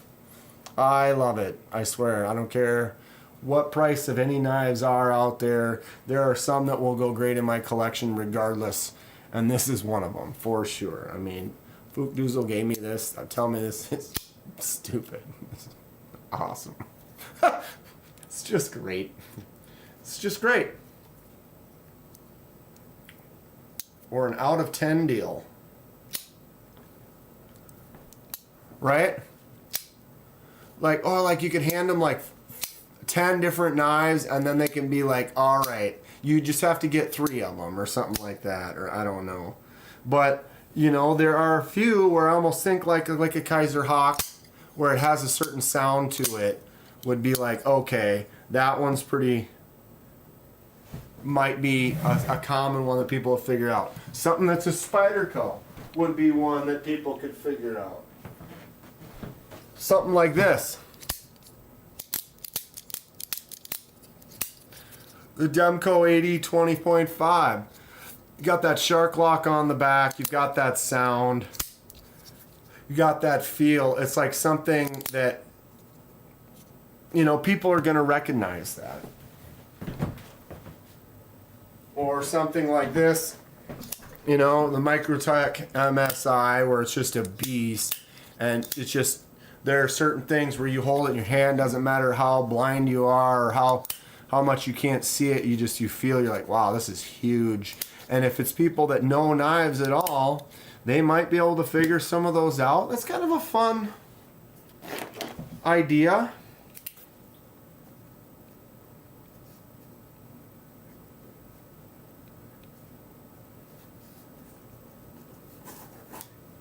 Note it. And work your way up to rare or difficulty. Right? Because I feel like there's just so many knives out there that you could really make it difficult, where people are just not going to get them. They're not going to be able to get them. You know what I mean? Like, unless you have just handled hundreds, even me handling lots and lots of knives, I got several hundred that I feel like if I shut my eyes, there's quite a few of them that I would be fairly lost. You like that? You need that Demco?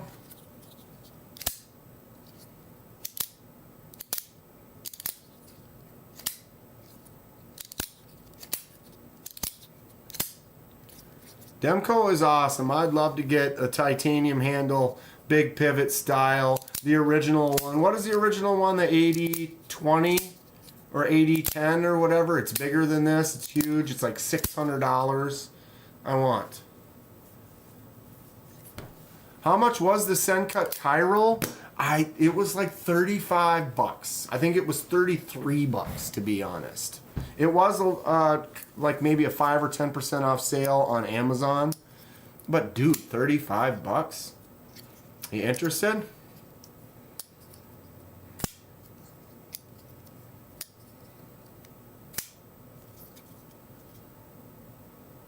It's a nice one. Just throw it in with the other knife.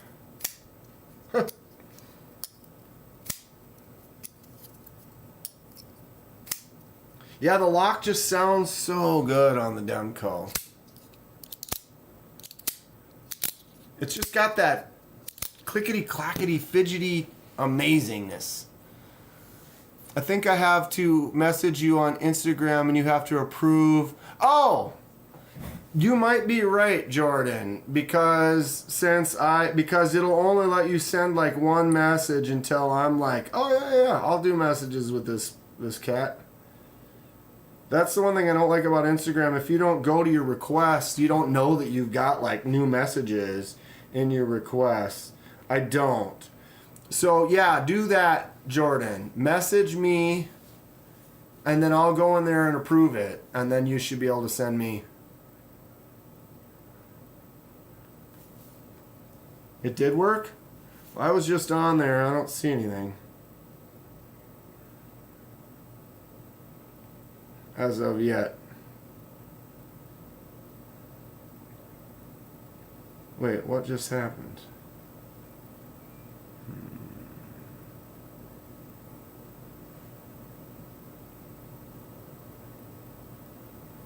Weird. Weird. Justin, time's got to take off. Got to go. See you on the next one. Thanks for hanging out, bud.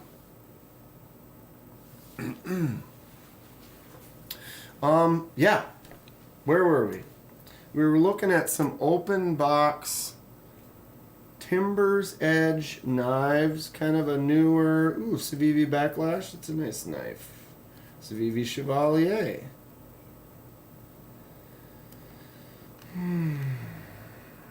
Close out.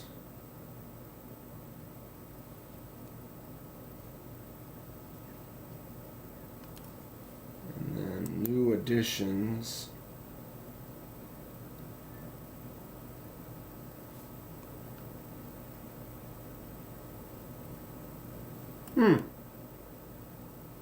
Neat. What is this weird thing?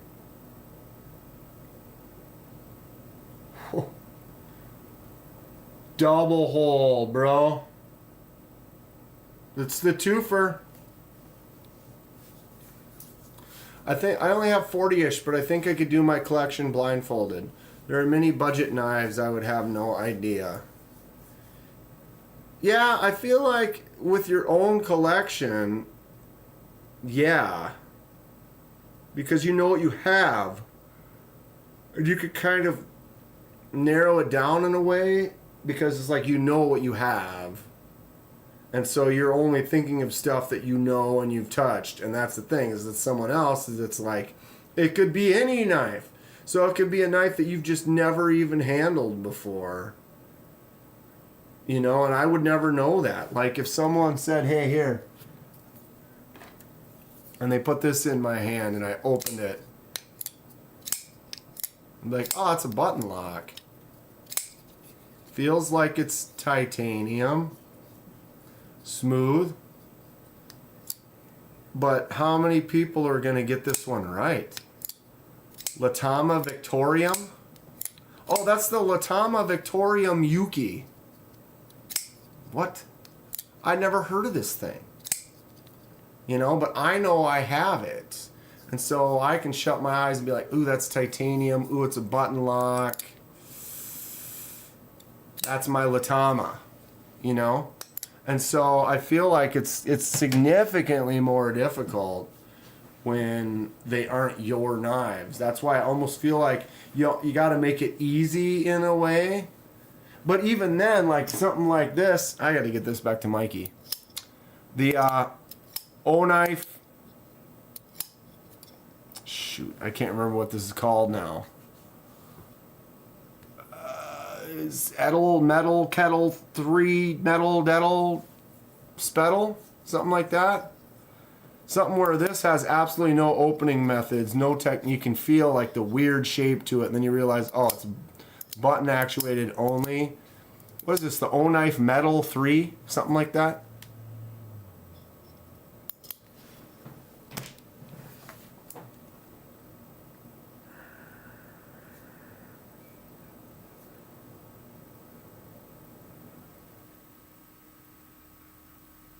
Here it is. Accept. Primary. Boom. Okay. So, Jordan, now you're in. I got you. But I don't have any images. So now if you go in, send them again, please. And now I've messaged you. Seen now, looks like you are on. So now you should be able to send the photos. No problem. They're not attached right now. I've got a Magnafold Skelly Rosie. Was going to give it to my nephew, but the wife said I shouldn't. I wasn't upset. It's pretty cool. Action is cool with the magnets. Was going to give it to my nephew, but the wife said, How old's the nephew? Ask the parents of the nephew. It's kind of, I talked to my sister, you know, and my brother-in-law. I was like, yeah, you know, you think the boys are old enough? Get them some knives. They're going to cut themselves. My sister's like, what? And I'm like, I'm only half kidding. And she's like, what do you mean? And I'm like, well, they're going to cut themselves. She's like, well, and I'm like, it's... Have you ever cut yourself? And she's like, yep. And I'm like, have you cut yourself recently? And she's like, yep. And I'm like, what? And kitchen knife? She's like, yep. And I'm like, see, it's like you handle knives, you're going to cut yourself. You know, you be careful as you can, and every once in a while you're going to cut yourself, you know? And I'm like, they got to learn sometime, and it's a good way to have them have something that then they can learn about, respect it, you know, and you know, they love them. And so I asked, and she said, yeah, that's cool. And then gave them a couple knives and a couple more, and they're having fun with them. So it's cool. But yeah, you want to make sure to get the permission. 6 years old, that's a little, it's plastic. Well, but if it's plastic, it is kind of young still. But yeah, my nephews, what are they, 10 and 13 now? Holy crap. Or almost. 9 and 13? No, it's 10. Oh. I suck. I don't even remember how old I am right now, so there's that.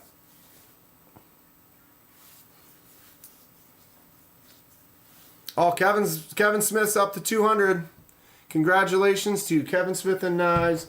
He has made it to 200 subscribers. Very cool. Very cool. All right. Let's potpourri some photos. So these are photos. We were talking about it before. Some of the customs. It's like an acid etch. Ooh, look at that. On the blade. That's cool. I haven't really messed around with any patterns or anything yet. Ooh. A little bit, but not much. And that's giving me some serious Van Halen 5150 vibes right there. Those are cool. That is fun. I like that. That makes me, it's inspiring. That's the word. It's inspiring. To be able to see other people's works and stuff that they're doing. It gives me ideas. It sparks stuff. I appreciate it. Thanks for sending that off, Jordan. Very cool. What is that one? Volker Kukri. There was a silly one Justin was telling me about that I was like, okay, yeah, I probably need to get that. What? Why is that not working?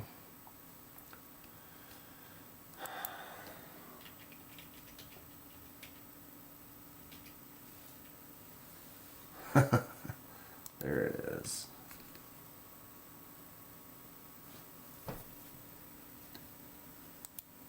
Look at this silly thing.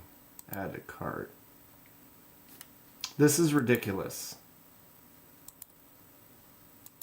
440 junk.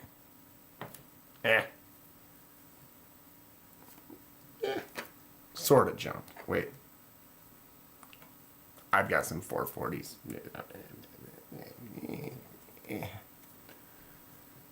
He did all the screws and stuff too. Oh, the acid etch? Yeah, for sure. That is cool. I have started doing some acid etch. I can't wait to do more. Here's one.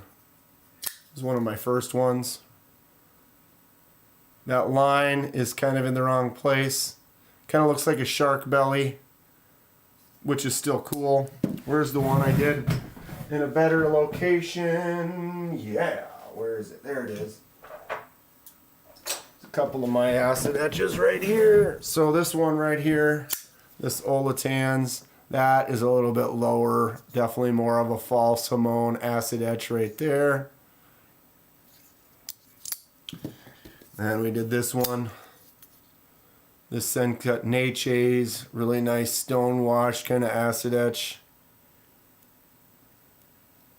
I didn't do the hardware on this though.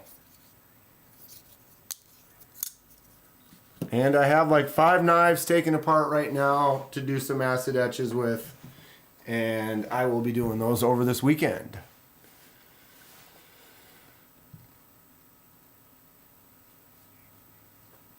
Bless Knives on Instagram. I feel like I'm on, or I've been. Wow. Computer's being slow. Yeah.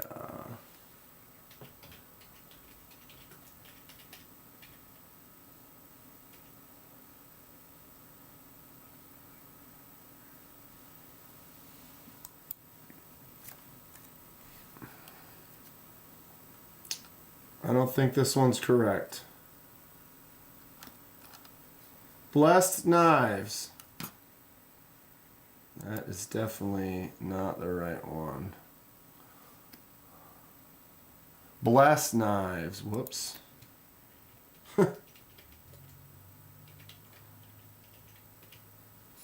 I was close, right? Which one is it?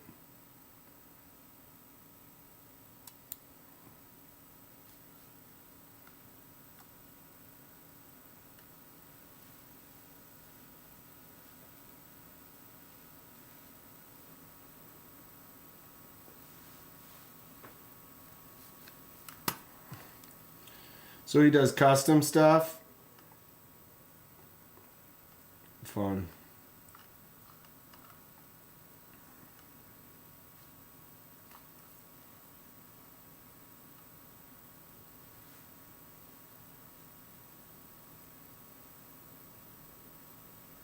What in the tip? What in the hell is going on up there? Knife. Look how beat this shit this is.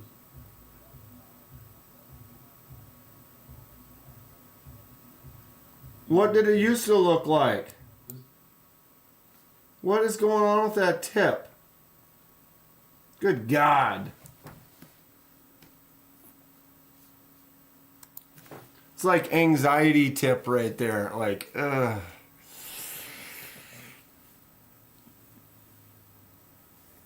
Right, Dragoon? I mean, under. For real. For real. Dan Stan has EDC?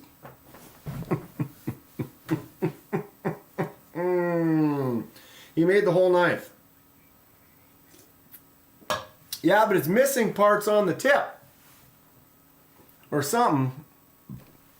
I want to know what that tip looked like before. You know what I mean? You know what I mean? You know what I mean? You know what I mean? I would love to get into fabrication, bro. It's real deal though. He's making folders. Look at that dent. Been there. I know that. I know that exact. Man, Kenman, why don't you just get the CNC machine running at least, idiot? I know.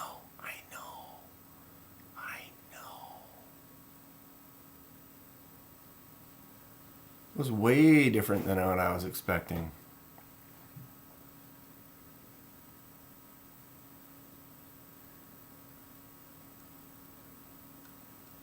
Pry bar? Wow, look at the size of that pry bar.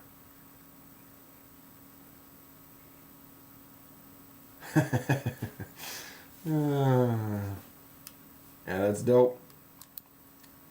That is dope. Follow. Cool stuff. Cool stuff. You beat it up in construction.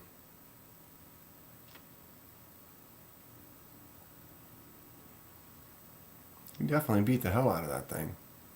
I really want to be able to make my own scales. I'd love to change my sheepdogs up. Well, Dragoon, that's why I bought a CNC machine, is specifically for that. The one I got is definitely on the budgeter side. It's not a water-cooled, multi-$1,000 machine by any means. But it will, I'll be able to do G10, wood, micarta. It says I should be able to do aluminum, but we'll get to there. You know, we'll wait on that for a while. I know it's soft, but you know, my main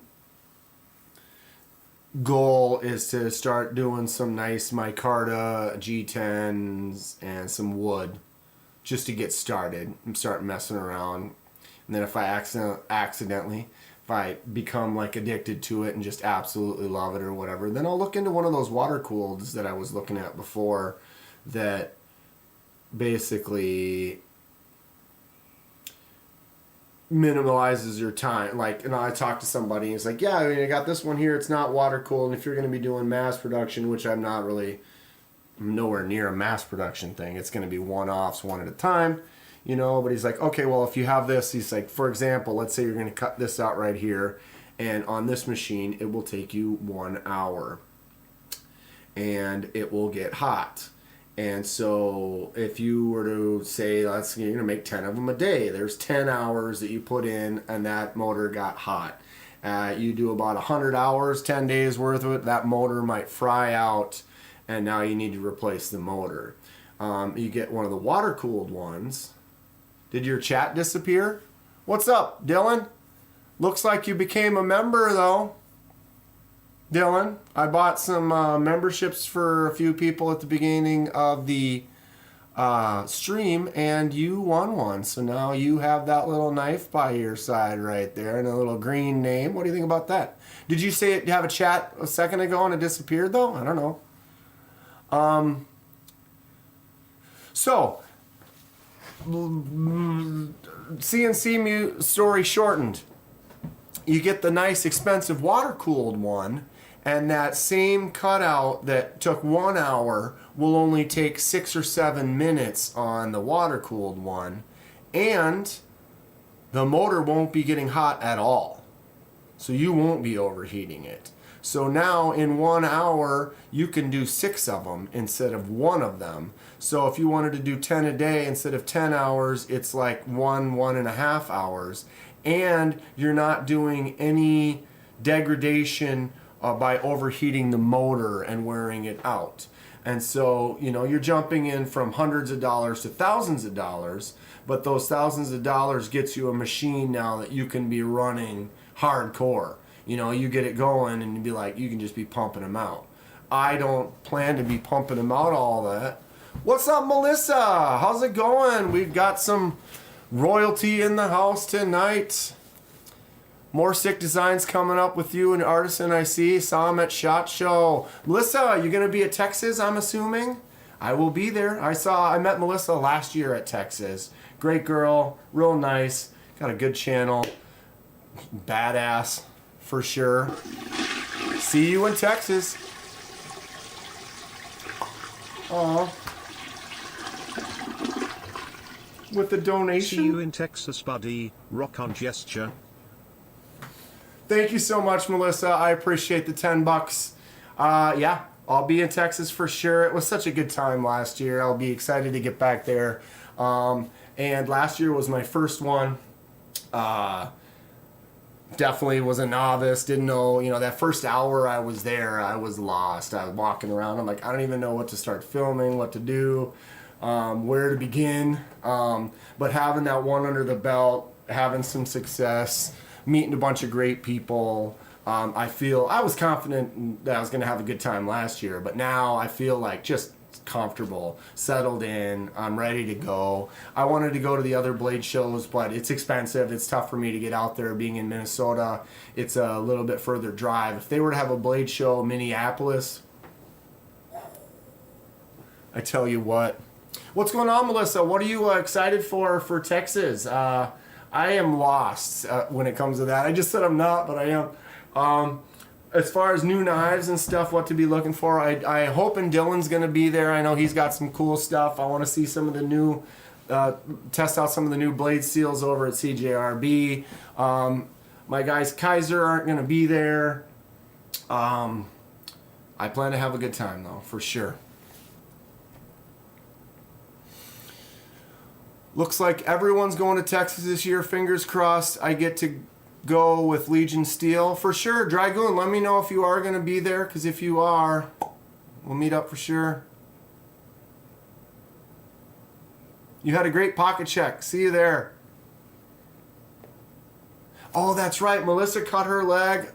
I didn't actually see it when you did it live, but I saw the video you posted when you cut it. She was doing a swipe, and man, whew. Didn't get stitches though, did you? Like, did you end up going to the doctor after the fact? We cut ourselves. It's always at the worst time too. I cut myself on my finger. I almost cut the tip of my finger off on my 3D printer trying to remove a part, and it was like a plastic part was just sharp, and boom. Next thing you know, I'm bleeding and my tip's coming off. I'm like, I need to go to bed. I got to work tomorrow. Do I need to go get stitches right now? Get to Atlanta someday if you can. It's insane and worth every penny. Stoked to see you there. Gonna go to bed now. All right, Melissa, thank you so much for stopping by. Thanks for the little super chat there. Always good to see you. Everybody go check out Melissa's channel. She does some great content. Just super glue it. Yeah, super glue. It was a lot though. I mean, let's see. You can almost still see the baby finger that grew out. There it is. If I go like that, you can see that nub. So I based that whole thing almost cut off, and it was a flap. And so I had band-aided it with like one of those, what are they called? The butterfly bandages that kind of pulled it down and kept it tight, and like it literally sealed on there and became like a cap, which healed, but then the cap eventually fell off, and then I had a little baby finger that grew up out of the spot. Not the greatest. And now my phone often won't read that as human. Like, it won't read that little dot, so I go to unlock my phone with that index finger, and it doesn't think it's an actual finger. Melissa's the real OG. Right on, Dan Stan.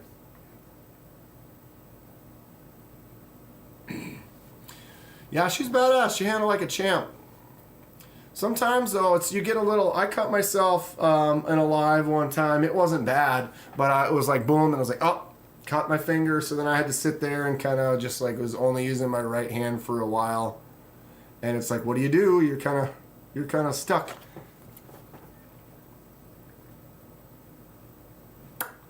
What's up, Sever7?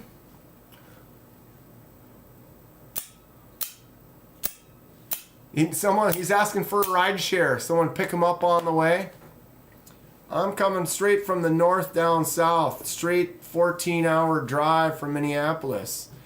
Dylan, his twin cut off the tip of his finger. 7 stitches later, never reattached. Yeah. Just chilling, getting ready to film some videos. Yeah. I need to film a couple of videos. I'm a little behind. I like being ahead a few days, but it's not easy. I haven't been ordering as many knives lately. I kind of fell out of the rut of, I fell out of, I order knives all the time. All the time. Like every day. I usually have 2 or 3 that have been ordered that are on their way. I have one knife that I bought from Justin that should be in the mail in the next couple days, and that is the only knife that has actually been purchased and will be coming to me soon. I do have a few pass-arounds that I'm involved in, and they'll be here soon. What's that Warney Fixie, Mallory? This is the Sheriff right there, bro. Look at that mirror edge. So I went to Midwest Knife Makers Guild and met this guy here, Jeff Sheriff. He's out of Champlin, Minnesota. And he is a knife maker. And my TV just went out. And I call this the Sheriff. His last name is Sheriff, so he puts that on there. It's 154 cm chunk. This was like an end cut spare piece that he had. And so he just made, because he makes these fixed blades that are more, larger, kind of standard size looking outdoorsy fixed blades. And then he had this one on the table, and I'm like, what's that? And it was kind of an end spare piece. He was like, what can I make out of that? And he just makes stuff out of his garage, just a little chunk of 154 and some micarta into this gorgeous, I love it. This thing is just, feels so good in the hand. It's small, yet it's got a really big handle, and it looks rad. And what is nuts is the edge.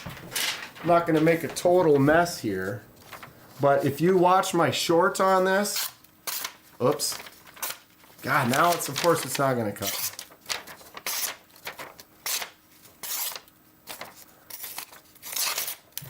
It makes curve cuts. I'm kind of at a weird angle here, and I got a crappy piece of paper that's all, but it cuts just like a dream. It's fantastic. I talked to the guy for a good half hour or more at that show, and then was like, dude, I want that. I almost bought another knife off of him. I should have. I only barely touched up the edge once, but he got that to just this mirror finish. And it's just, I don't know, something about it. It spoke to me. And I said, yeah, I got to get that one. Cool stuff. Sheriff reminds me of a Fultz like the Spew. Sure. I have ordered a lot of knives lately, like way too many, but my precious, yes. Right? You gotta get them. I'm gonna try to turn my TV back on here. Hold on a second. All right. Bum, bum, ba-dum. Come on. Why doesn't that work? I gotta get my new computer.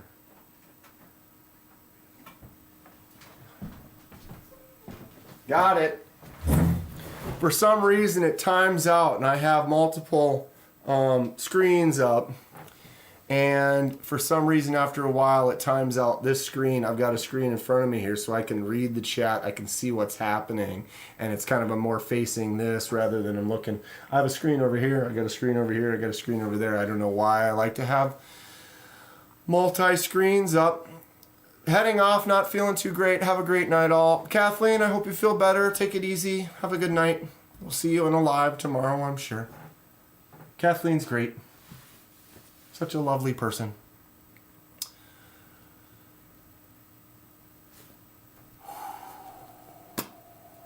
Man, what a good night we're having here. Dylan's been stopping in quite a bit lately. I need to get a knife from Dylan. I feel bad.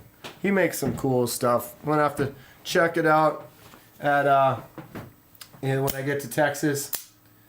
And then we got Melissa popping in real quick. She's bumped in once in a while. She and I are good. Like I said, when we met in Texas last year, we kind of kept in contact a little bit, and it's cool that she pops in and makes an appearance once in a while.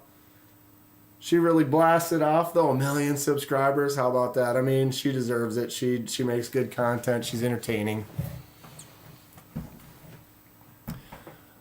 Thanks for the membership, bro. Got to pack up some knives. Take care of y'all. Right on, Dylan. Have a good night. Hope to see you in a few weeks. If anyone doesn't have a custom or a Dylan Mallory design, pick one up, dude. He makes some very cool stuff. Head over to Artisan Cutlery.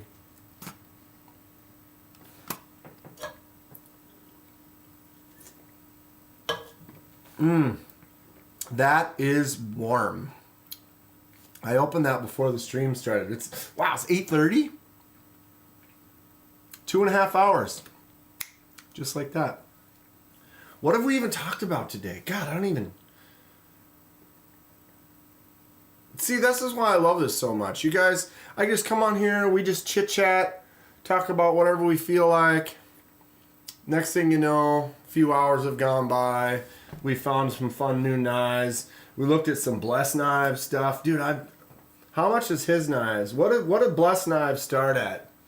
It's got to be 300 plus. Not saying it's not worth it. That's where I limit myself to. I used to make more money. Now I make less money. I don't work as hard. I realized that time was going by and money was more, or time was more important to me than money. And so I quit working my busting my ass 70-hour-a-week job that just sucks your life away, and work less, make less, but have more time. And time is very valuable. You can't get it back. I can't earn more time, but I can spend the time.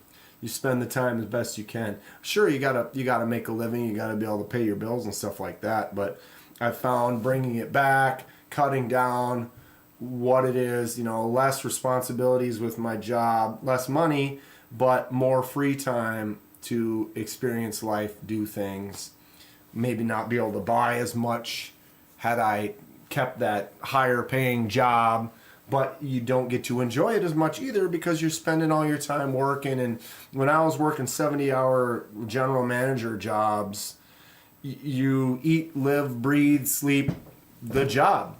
And it's like, yep, I'm working 70 hours a week, and then when I'm off, I'm at home. And when I was at home for 3 hours before I went to bed, I spent 2 hours talking, answering emails, and thinking about work and what needs to be done for work. Versus, wait a minute, you need to be spending some of this time on you, on your life, not like your life is work. It's like, I believe we're on 900, but everything is handmade, no milling. Exactly. And it's worth it because how many hours is he putting in? I don't even know. But to make handmade folders where he's fabricating everything, I mean, I can only imagine he's buying the screws and the pivots, right? Or you'd have to get a machine to make screws and pivots and small parts like that. She weirded me out, followed me around all day taking pictures. That Melissa. Just followed you around, right? Sure. Yeah, it was fun. I was in line to go in for day one, and she was walking through the line, and then she was doing pocket checks, and she pocket checked me, and I had one of my laser mark blades that I showed off. And then when we went inside, it was like I started doing pocket checks, and then she came by and she's like, "Oh, how's the show going?" or whatever. We talked for a couple minutes, and then I did a pocket check on her. If you want to see any of those, you go to my Blade Show Texas playlist from last year. I have a playlist, and you can kind of check everything out if you want to see that. But I got to meet all the cool people that were there. I mean, everybody who was there is really cool, but made some good contacts. Meeting Dylan and Nico and Russell over at CJRB and Ricky Hernandez. Hernandez, right?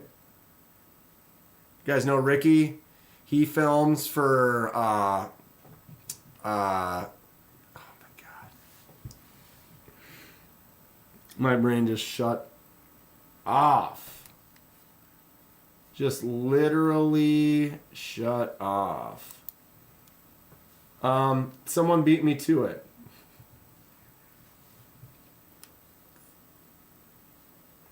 Captain Ricky. But I met him. I'm sure I'll see him there. If you guys don't know, here he is. He does a lot of cool images on Instagram. Best damn EDC. Works with them. And he also works, I don't know if like he helps film some stuff, because what was it, Ben Peterson, met him from NAFS, and actually filmed something with him, and that was like, Ben was like, oh, let's film a little clip, and we made a little video, and Ricky was the one who filmed it. And so that's how I initially met him. And then I saw him pretty much every day at the show. We actually stayed at the same hotel last year. So right when I was getting my car to drive home, I was like, oh, hey, good to see you. Take care. Now we chat on Instagram every once in a while. Who else? Tri-State was there. He's not going to be there this year, but he was there last year. He was hanging out with Blade Binge. Oh my God. Sore. Getting to that age where I get sore from doing nothing. You know? Didn't really do much of anything, and why is my neck sore? Why does it hurt when I do this? Don't do that. Don't do that. But yeah, if you are on the fence about going to Texas, man, jump off that fence. Just go. Meet me there. It'll be fun. You'll have a blast. No doubt about it. I do need to figure out what knives I want, though. It's rough. Last year I had no idea what I was going to buy when I was there, and it's fun because you just walk around and then eventually you're like, oh, this is one, and the knives that call out to you, and then you make decisions.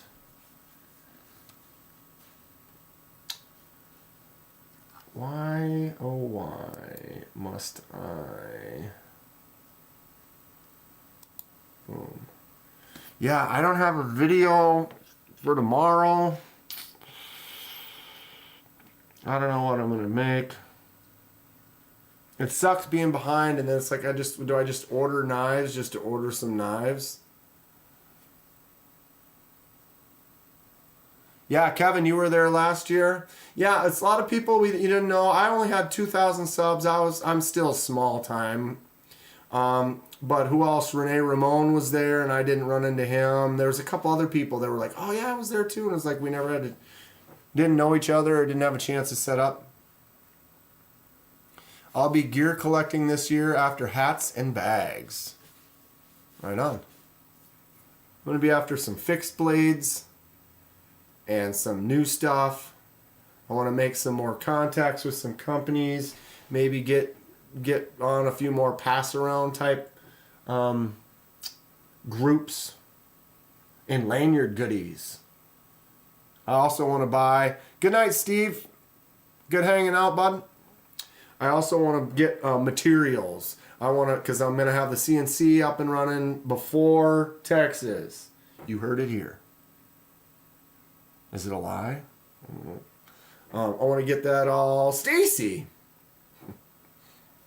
been lurking? Oh no, you just got here. Hey there, KDK, Paul D Metal. We got Stacy's long-awaited knife is ready to almost be ready.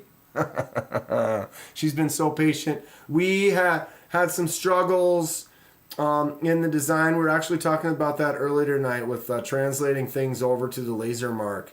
And we didn't have an exact design when she sent me the knife. Took us a little while, a month or two, found a couple designs, started playing with them. Didn't like the way they were working out. And then got another one. She sent me these images of like Clydesdale and the Clydesdale. Started kind of editing some of those. Spent a couple hours on one of them. Got it on, put it on the laser. It wasn't translating correctly. So then they kind of scrapped it. Got another thing, was working on that for an hour or two. That didn't translate very well. The most recent thing that she sent was this family crest, and we'll just say about 6 hours. was over 5 hours. Plus, I guess the initial, the first time I messed around with for an hour or two, we got 6 or 7 hours into just the changing to fix the design so that it works on the laser. And I think we're finally there. And then the anodizing idea I've got is super cool. I'm hoping it works out good. I mean, it's going to work. But here, check this out for an example. So, like this is an image of the crest that she wanted me to try to do, right? And so you look at this image and it's like, this is a solid, hard lined image, right? It's clean. Problem is that doesn't translate into the laser correctly. So I had to, I literally had to redraw it basically over the top. So if you look at these little things right here, see how like they're little seeds and they have shadows and stuff on them? See those little hatches and stuff? That's not all there anymore. This was my laser mark. So if you look, pretty close. What happened though is some of the things you have to remove the hatch, which is the black sections, and you can fill in the black sections later. But see how like this is black and then there's this white streak going through there? Well, in the laser mark, there's the black section and then there's where the white streak is, and it's not filled in. So I could fill all that in black, but basically it had to be redrawn. Okay, so if you look at, I mean, this is a zoomed in, poor quality image, but if you look at those little seed pods, see how those are now just like lines, they're missing the shadows and stuff? They're no longer this because it had to be redrawn. If you look at the leaves in here and then look at the laser mark, it's not quite the same, right? It's not really a crest, it's an emblem of Scotland. But, so you can see how like 5-6 hours later, and this drawing is now translated into an actual laser mark. This is a chunk of like scrap metal. I don't know if I have any other shots. Yeah, like here was another test, and I was having problems. It was burning up in that section there. There was another one right there. I've been working on a Sagaya pattern like that. So I drew that up recently. You can see it's the same scrap piece. Look at the dog. I tried to do the image of that dog right there. It's all covered up now, but photos are tough to get to work.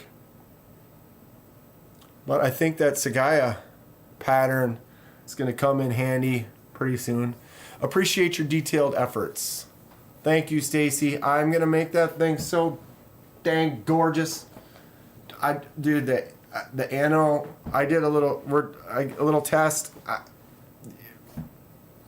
It's going to look cool. It's going to look super cool. And this crest, I don't know, when I saw this image at first, I was like, wow, that is super cool looking. Something about it just looks neat. Looks like it's a little stumpier. It's close. I don't have any of the shadows down in the ring. There's that shadow down by the B.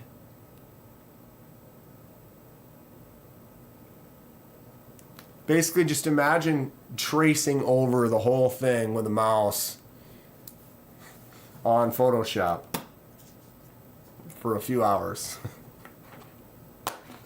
It's worth it. It's worth it. It'll be fun. It'll be cool. It will be cool. Oh yes, it will be cool. And then I have so many others. I got another one from Renee right on top behind that one. And then Lanyard Man's Spider Coat directly behind that one. We're ramping up. We're ramping up. And then I got all these ones that I want to do for myself that I've been putting off. Good Lord. Well, what's up? 20 minutes. What do we talk about for the end here? What do I need to go over? I'm still lost on ideas for some new knives that are out. If anybody knows of any new drops under $200 knives that are out there that would be cool to look at, let me know. If anyone's interested in sending me anything just for review, and then I'll ship it back, that'd be cool. Otherwise, if you have something that you want customized, if you want something or you want to get a dye job or a laser mark or ano or something like that, hit me up. I'm slow. I'm working on making that better. I think what really it comes down to is we figuring out what it is we want to do before we even get going. It's like, okay, you're gonna send me something. It's like, what are we gonna do? Let's figure that out, and then start figuring out the details to that. Concept Orion. Dragoon's asking Kevin Smith, you going to Atlanta?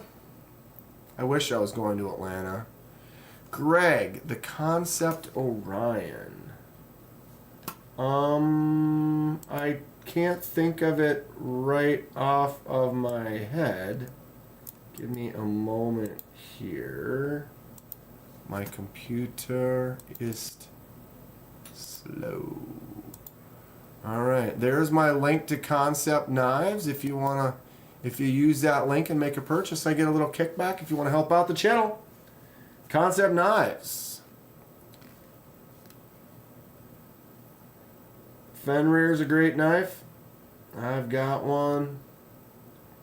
I do want to get one of these Leviathans. They're huge. And the Sibin. The Sibin is really cool looking. The Leviathan and the Sibin, I'm into it. Okay. Orion.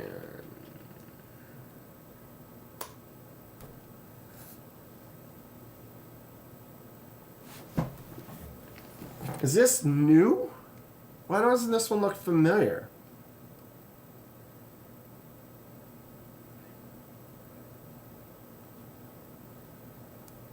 Kind of like this one. What? Look at that blade. Dude, is that translating? Can you see those lines? Oh my god. What? What? Concept Orion Flipper. Machine satin, titanium, CNC milled blade, S35.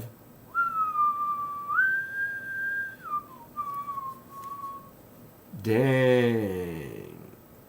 That is nuts. Are they all oh no, that's the one that's got that blade like that. Or no, they do all have that milling on the blade. Wait, thumb disc? So wait, they got a lot of variety. This one's got a thumb disc. This one does not have a thumb disc. They all have the CNC milled blades, except for the Damascus ones aren't. I wonder if it's the Damascus can't handle the milling the same way. Tactical pterodactyl. The Vivid? Is that a concept one as well?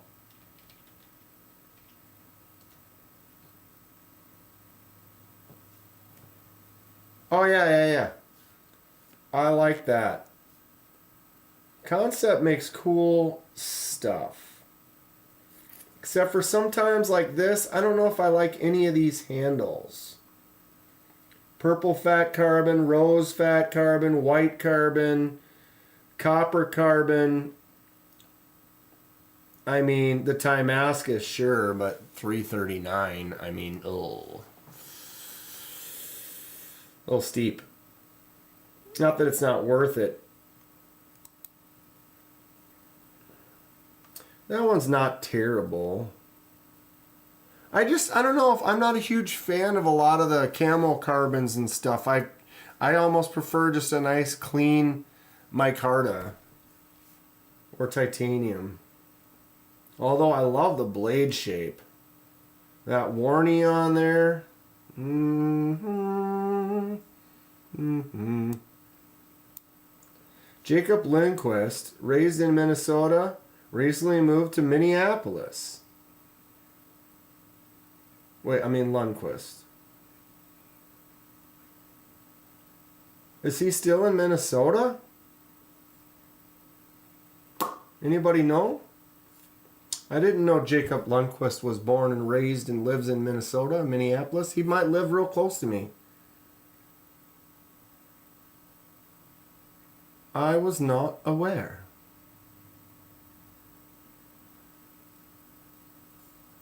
That is a cool looking knife. Anybody got a Vivid?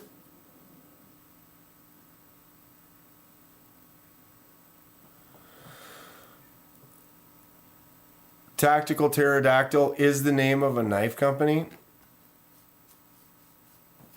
I've heard of Tuya. Tuya's got a nice sale going on.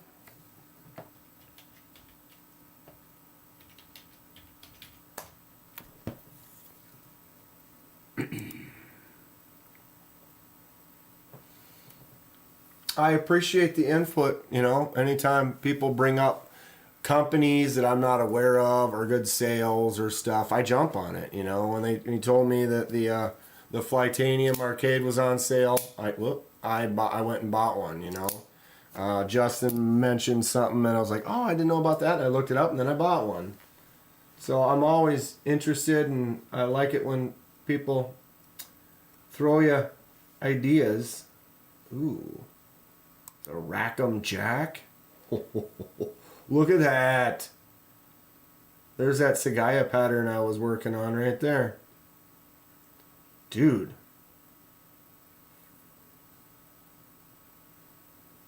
M390 titanium.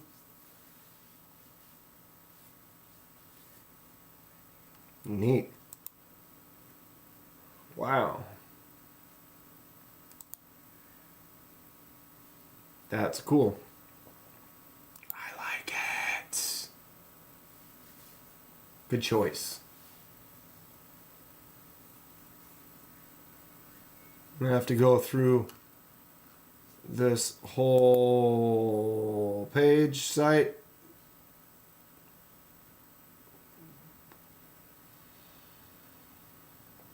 Yeah, the wolf does look cool. I have seen that before. Who said the wolf? Someone. Sever just bought a wolf the other day. Ooh. What? Is that a copper handle?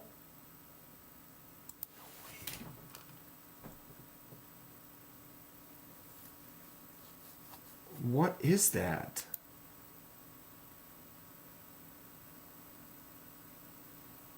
It's micarta, just polished. Orange paper micarta. Neat.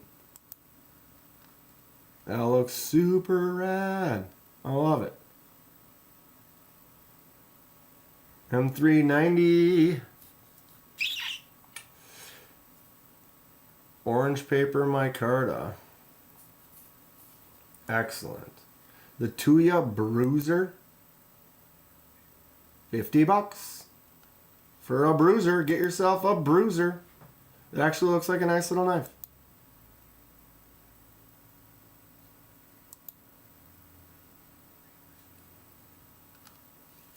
Looks like a nice little knife. I'm interested in some paper micarta. Get you an ABW slip joint 150. I could get into that too. I've been getting more into slip joints for sure.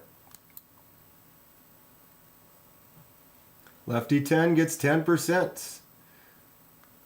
Alright, CRKT 4.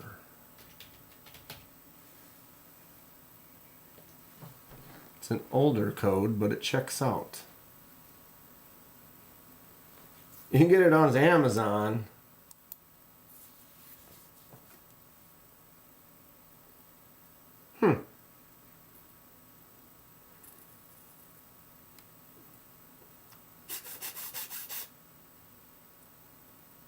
Assisted opening. What kind of blade is it?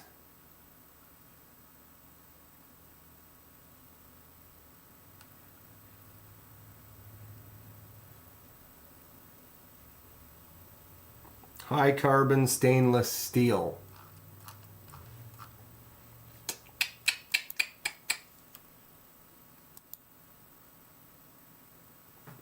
High carbon stainless.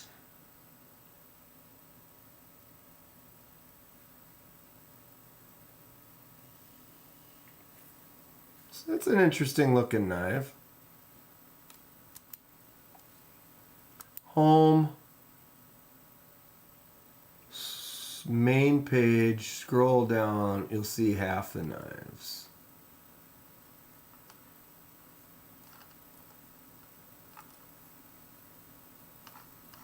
Or are we on a different website? What am I missing here?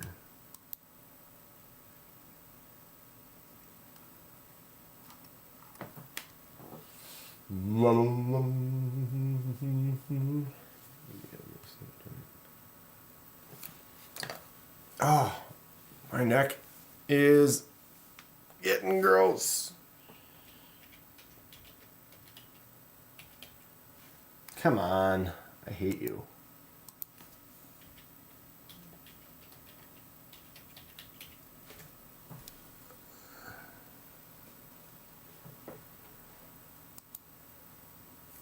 God, they keep changing that too. I don't know why.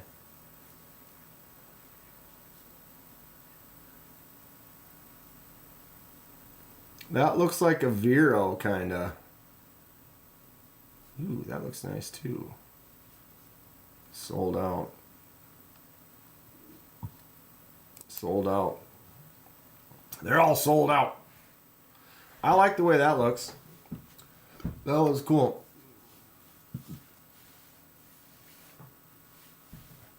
Definitely cool. Tuya site. Click see all. So wait, okay, here's the Tuya. Home.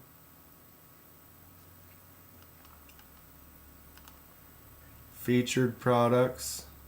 See all. Oh yeah, I think I was on this page and I hit Tuya Wolf right away and then didn't really check anything else. Ooh, the Blackbeard.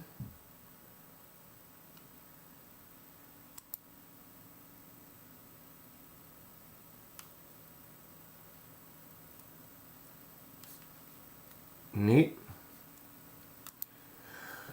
Neat.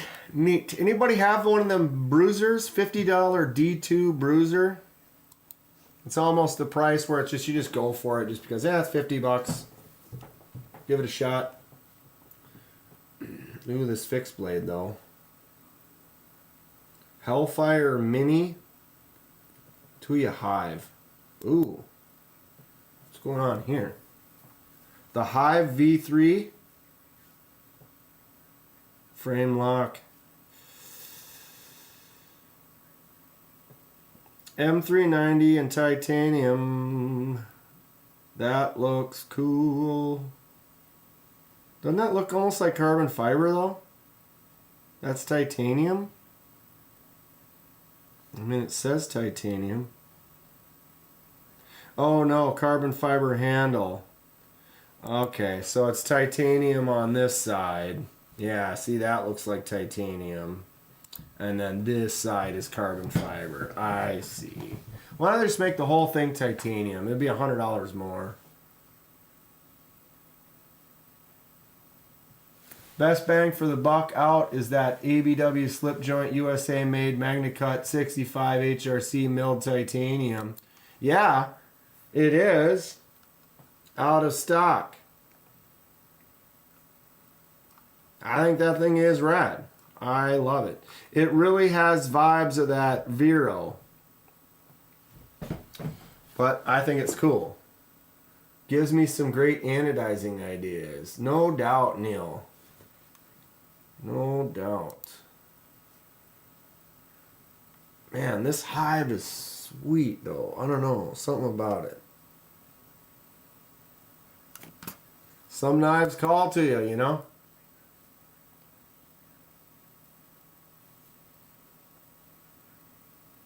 That puzzle piece ano job on the, what is that, on the Herman or whatever?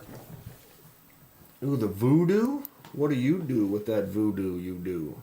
I like that blade shape. That hole looks like problematic though. Finger gets stuck in there.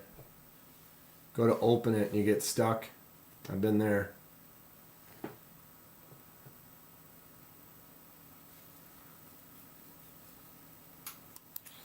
I like these Tuyas though. They're some cool stuff. The Shocker. Are they all frame locks though?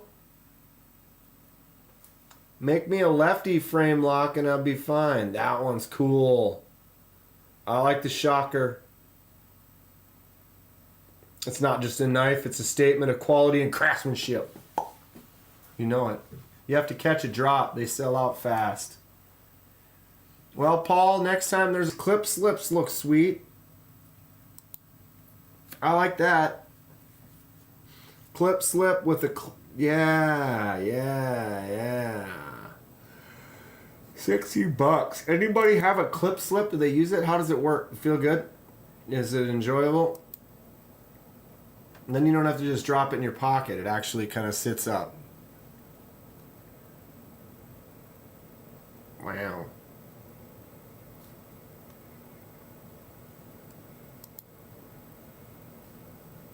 It's kind of a fun one. I don't like the way their zoom in works. That frag looks great. That's what's up. B. All day. B. A is the only one available.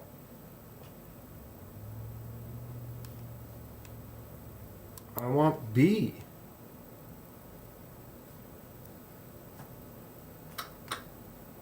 $169. What's the other side look like though? It's a frame lock. What do you think it looks like, Dan? You know me, I'm a lefty and I have had issues with frame locks sometimes. Not all the time, but sometimes. Give me the lefty version. Give me the lefty version. Thanks, Paul. I appreciate that.